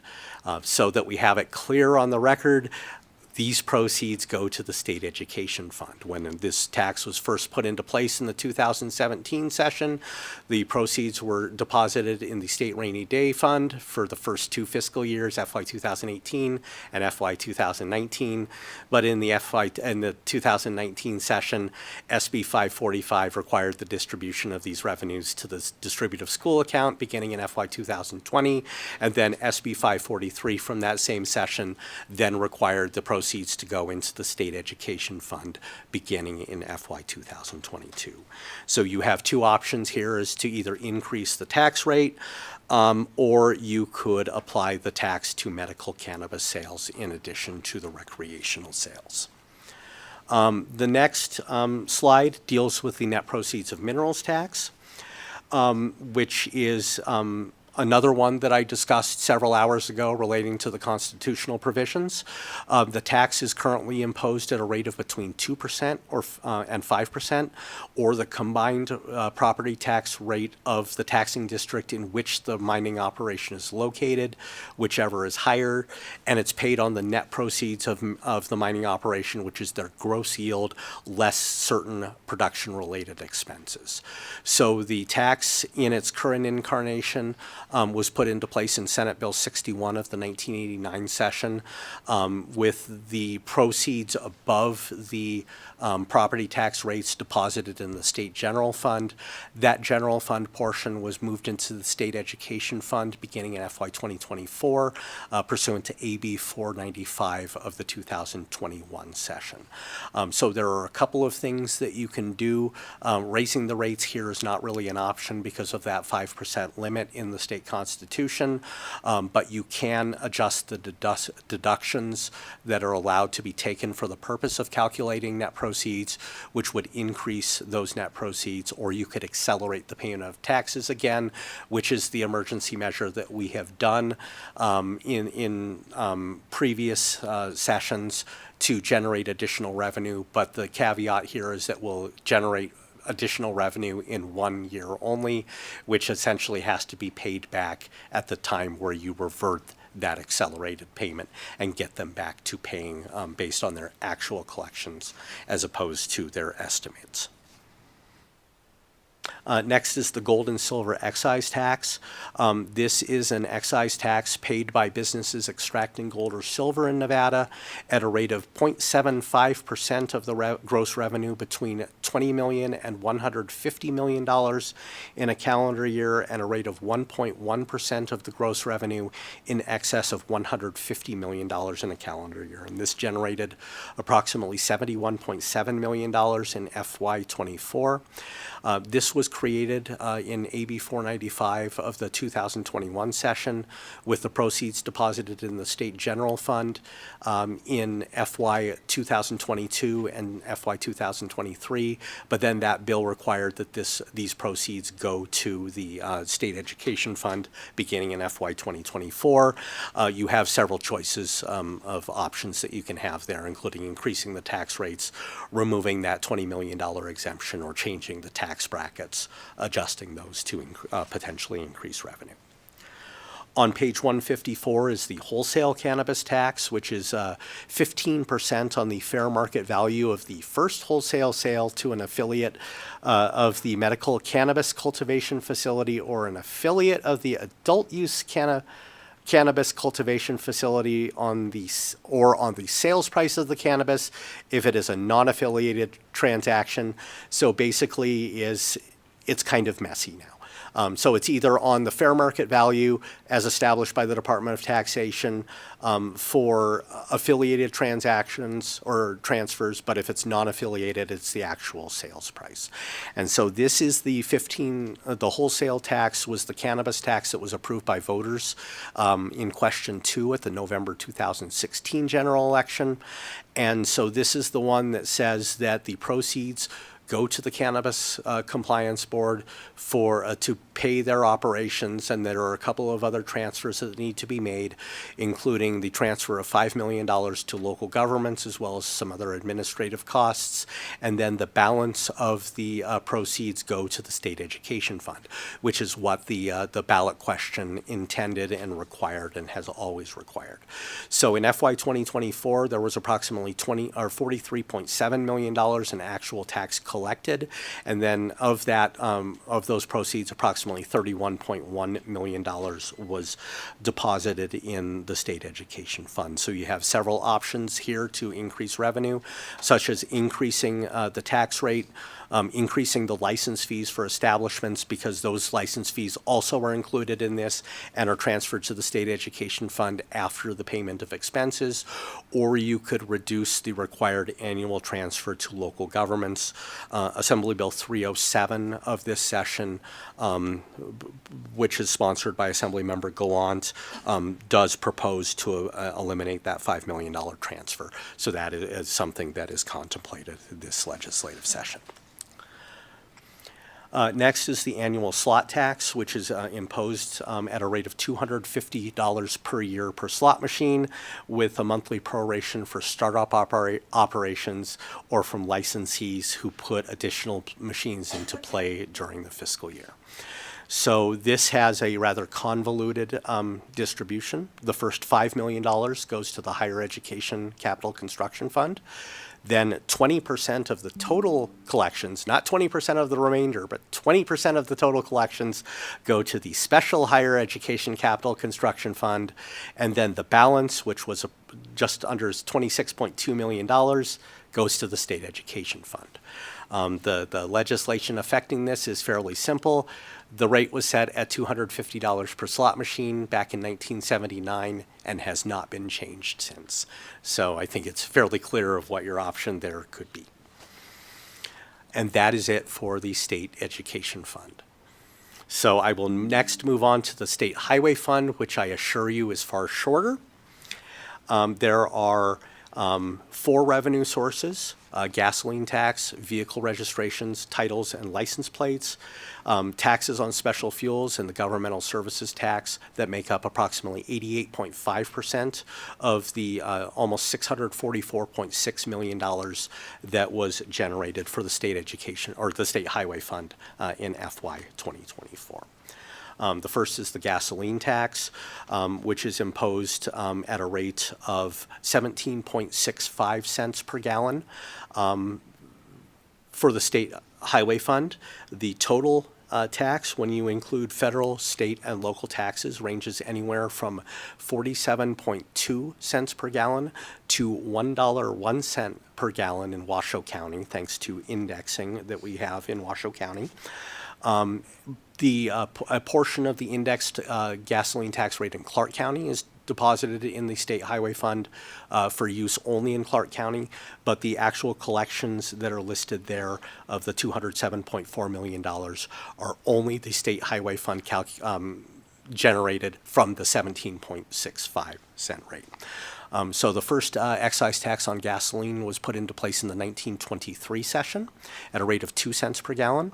The current rate on gasoline at 17.65 cents was established in SB 584 of the 1991 session and has not been changed since. You have the option of either increasing the tax rate or reducing the taxpayer collection allowance, which is currently at 2%, and I will talk about that again in a later slide. Next is vehicle registration, titles, and license plates.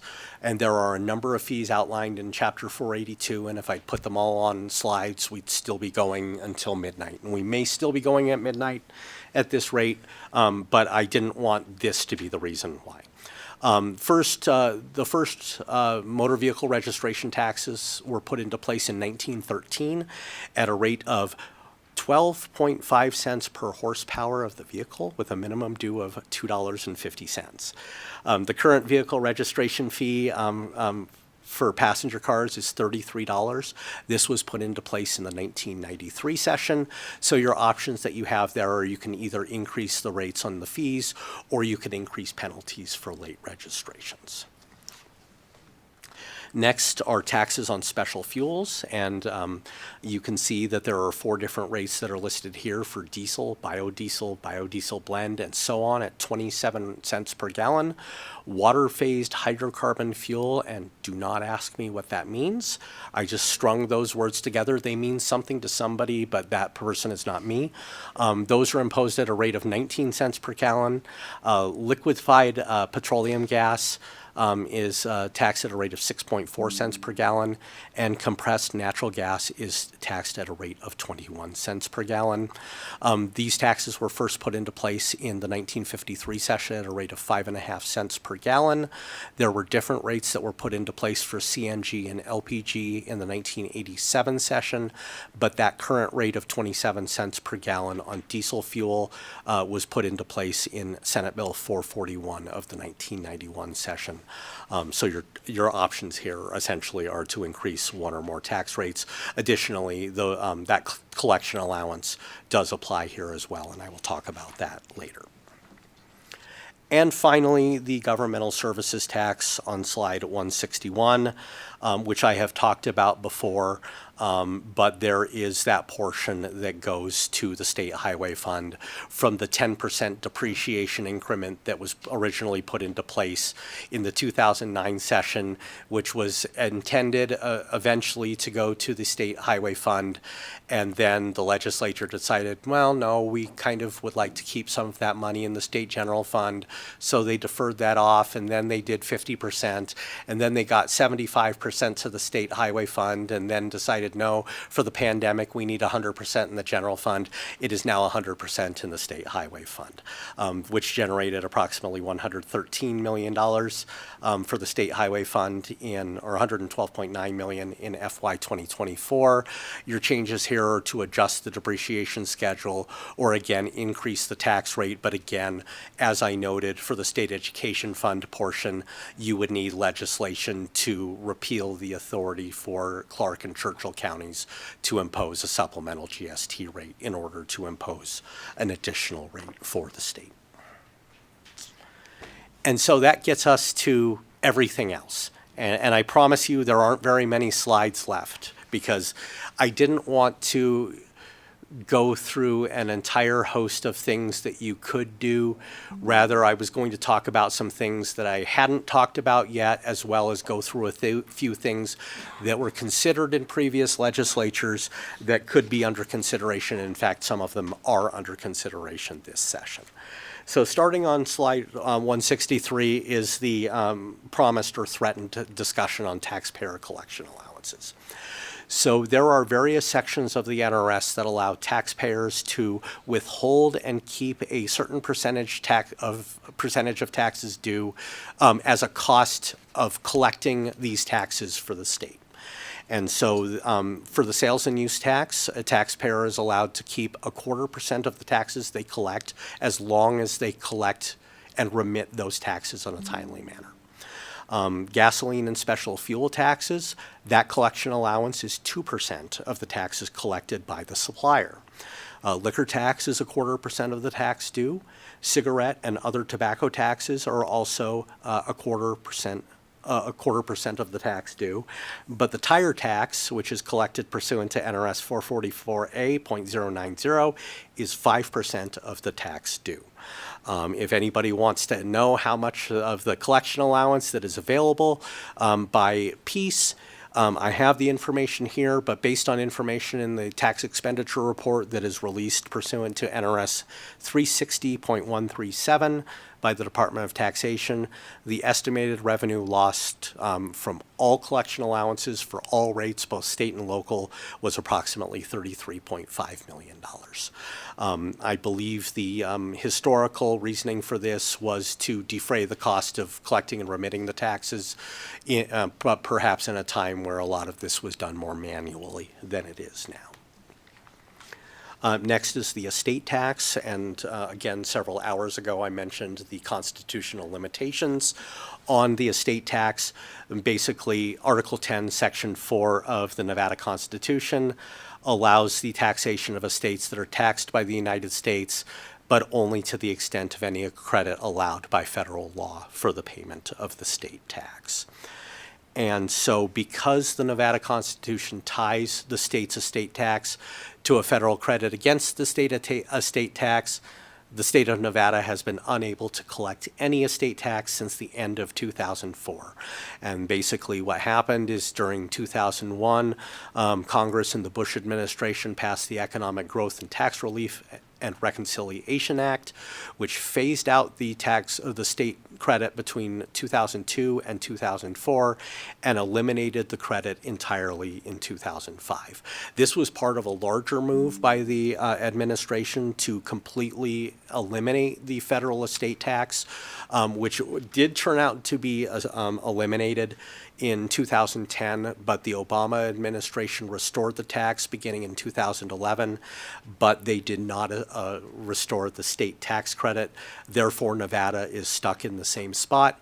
And if the state wished to impose an estate tax again, it would require a constitutional amendment or otherwise the federal government would need to restore that state credit for us to allow to be allowed to generate revenue.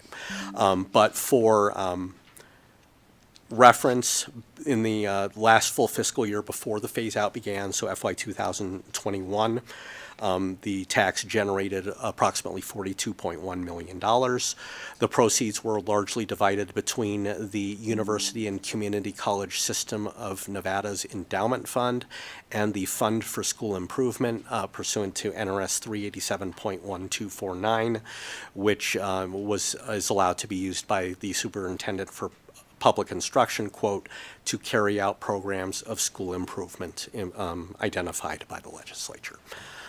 So moving on to the next slide is property tax.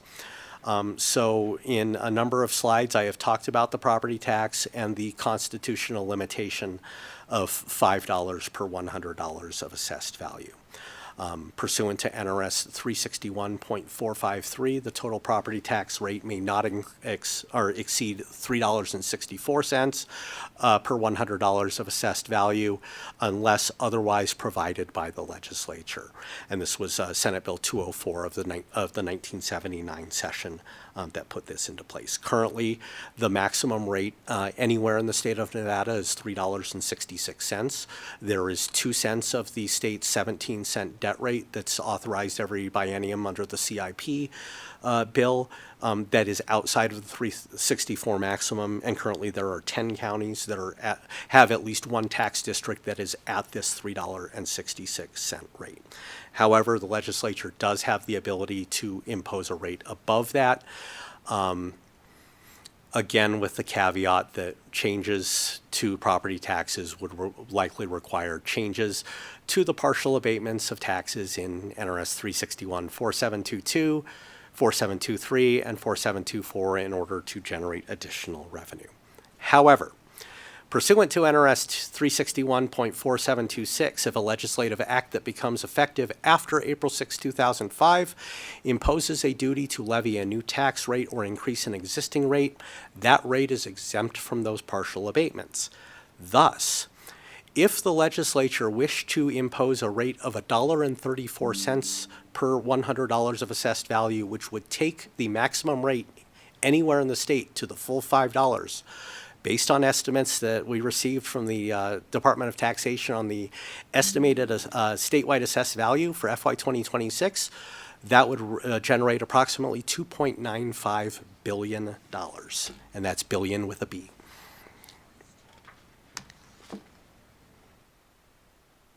And on that happy note, I will move on to the last part of the slide, and that is additional options for new revenue sources.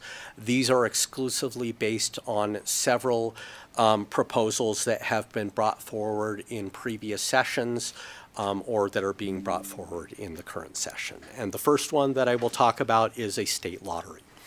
As I mentioned previously, Article 4, Section 24 of the Nevada Constitution prohibits the state and its political subdivisions from operating a lottery. Assembly Joint Resolution 5 of the last session was approved, and if it is approved again this session, and then submitted to the voters and approved by them, it would allow the legislature to create a state lottery. The estimated revenue generated would depend on the types of lottery games authorized, multi-state draw games such as Powerball and Mega Millions, scratch tickets, pull tabs, whatever you would like to see as part of that. The estimates that our office have done have said that the revenue that you could generate if you had those types of games that are listed here, the Powerball, Mega Millions, and scratch tickets, you're probably looking at the neighborhood of about $100 million per year or so. But that is additional revenue that could potentially be available to the state. The next is an excise tax on digital products. And so the statutory citation that I have listed here is the most recent, at the time that I put this together, the most recent legislation that proposed this, which was a Senate Bill 396 from the 2023 session that was sponsored by Senator Neal. Senator Neal has brought that bill back again as Senate Bill 392 this session, and Assemblymember Anderson has also brought a similar bill, Assembly Bill 453, that would impose an excise tax on the sale or use of digital products as defined in the bill, and the rate in each county would be identical to the sales and use tax rate imposed in the county. So at the hearing, though, for SB 396 from last session, the digital products tax would have generated approximately $49.5 million based on estimates for FY 2024, of which approximately $12 million would have gone to the state general fund, and approximately $15.6 million would have been generated for the state education fund through the analogous rate to the local school support tax. Next is one that is I would be remiss if I did not put in, and I probably would have gotten a lot of questions if I had not, and this is Assembly Bill 401 from the 2017 session, which was brought by Assemblymember Bustamante Adams and Assemblymember Carrillo, which would have placed an additional registration fee on fuel-efficient vehicles. The rates in that would have been $336 per year for a clean vehicle, fuel vehicle, an electric vehicle or hydrogen or other similar vehicles, and then $168 per year for hybrids. 50% of the proceeds would have been deposited in the state highway fund, and the remaining 50% would have been distributed to the county in which the vehicle was registered for the use for construction, maintenance, and repair of roads. Based on information from DMV as of June 30th, 2024, there were 66,096 alternative fuel vehicles and 69,038 hybrid vehicles registered in Nevada as of the end of FY 2024.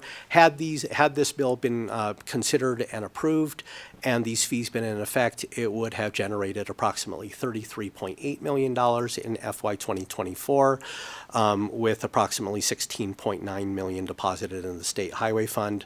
And I would be remiss, my reason for that is because I drive an electric vehicle, and I answer questions about that one all the time.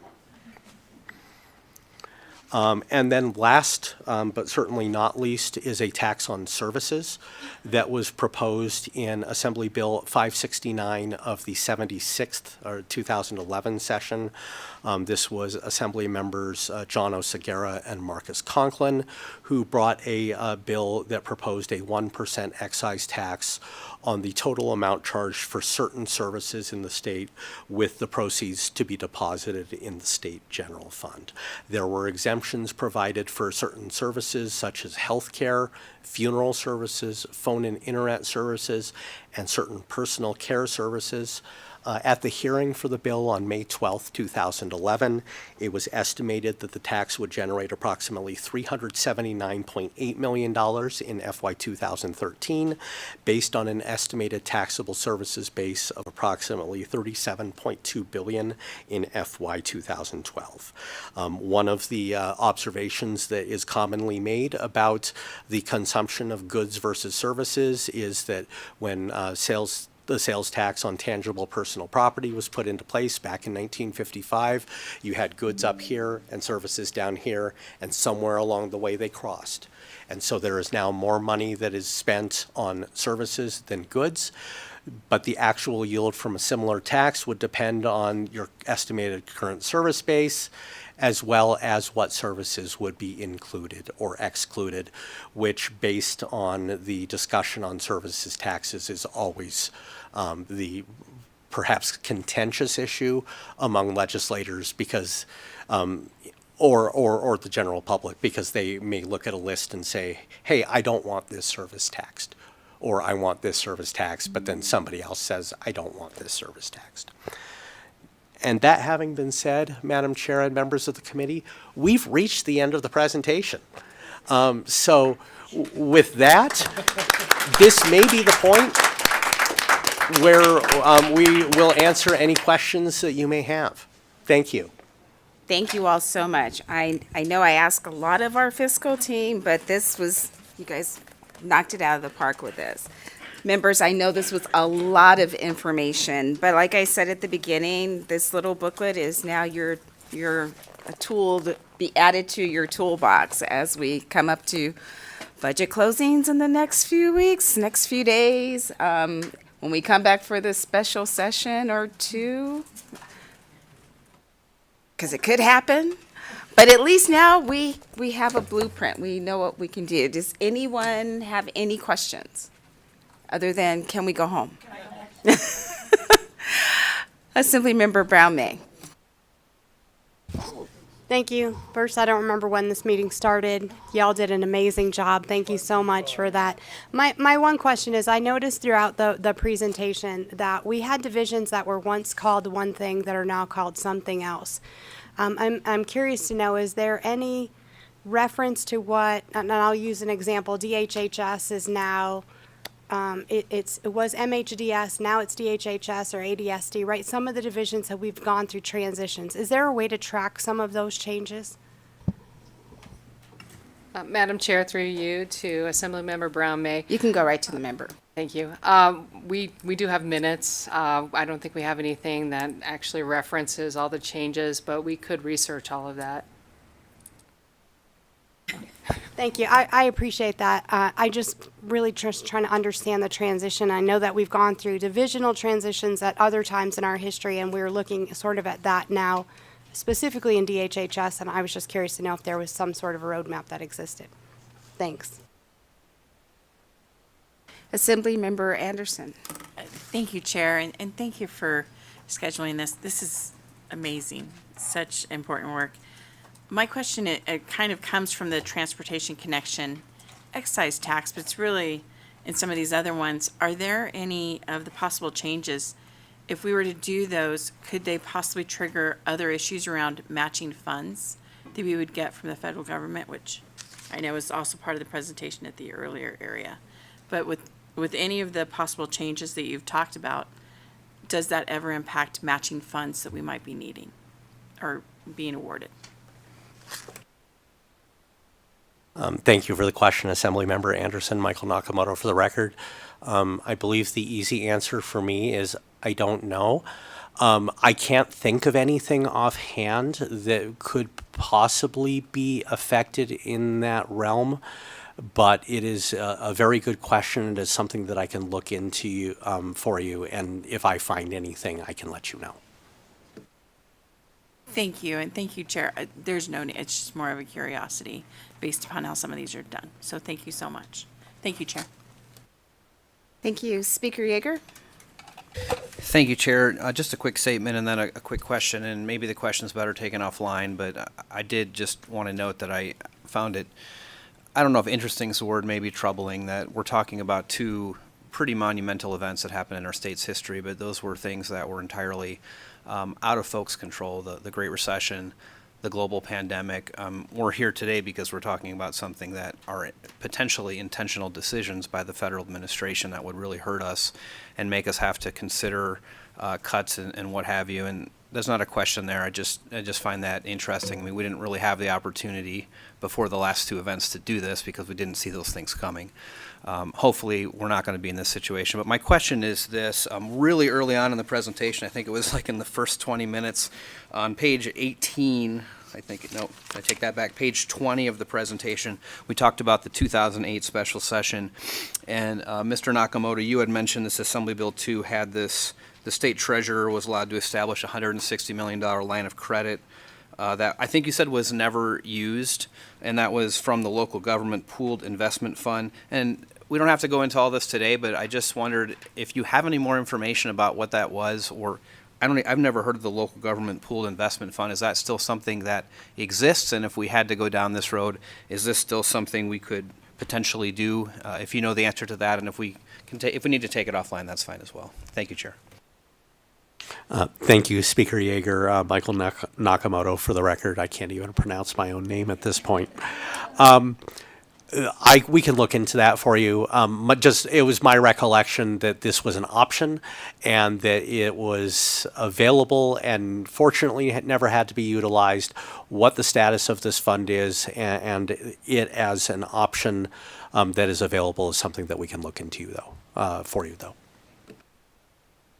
Thank you. Members, any other questions?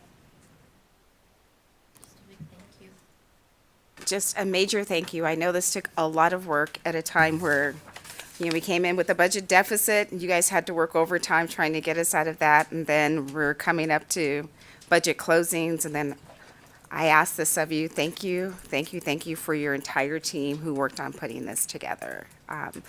It's helpful for our committee, but I think it's helpful for everyone who is watching, other members on other committees, and, citizens that are nerds like us that wanted to stay up until almost 9 o'clock at night to talk budgets. So, thank you. I cannot tell you how much I appreciate you. All right, members, that brings us to the very last item on our agenda, which is public comment. I don't know if there's anyone in the audience that wants to do public comment, but I'll invite you to the table as soon as our presenters leave. And if you are joining us online and you'd like to call in for public comment, the number is 888-475-4499. The meeting ID for tonight is 833-0274-2160, and then please press pound. And we'll start here in Carson City. I don't see anyone in the audience in Las Vegas, so after Carson City, we'll go to the phone lines. So from the Nerd Fan Club, that was just stunning, and the time went quickly because it was so comprehensive and so clearly presented.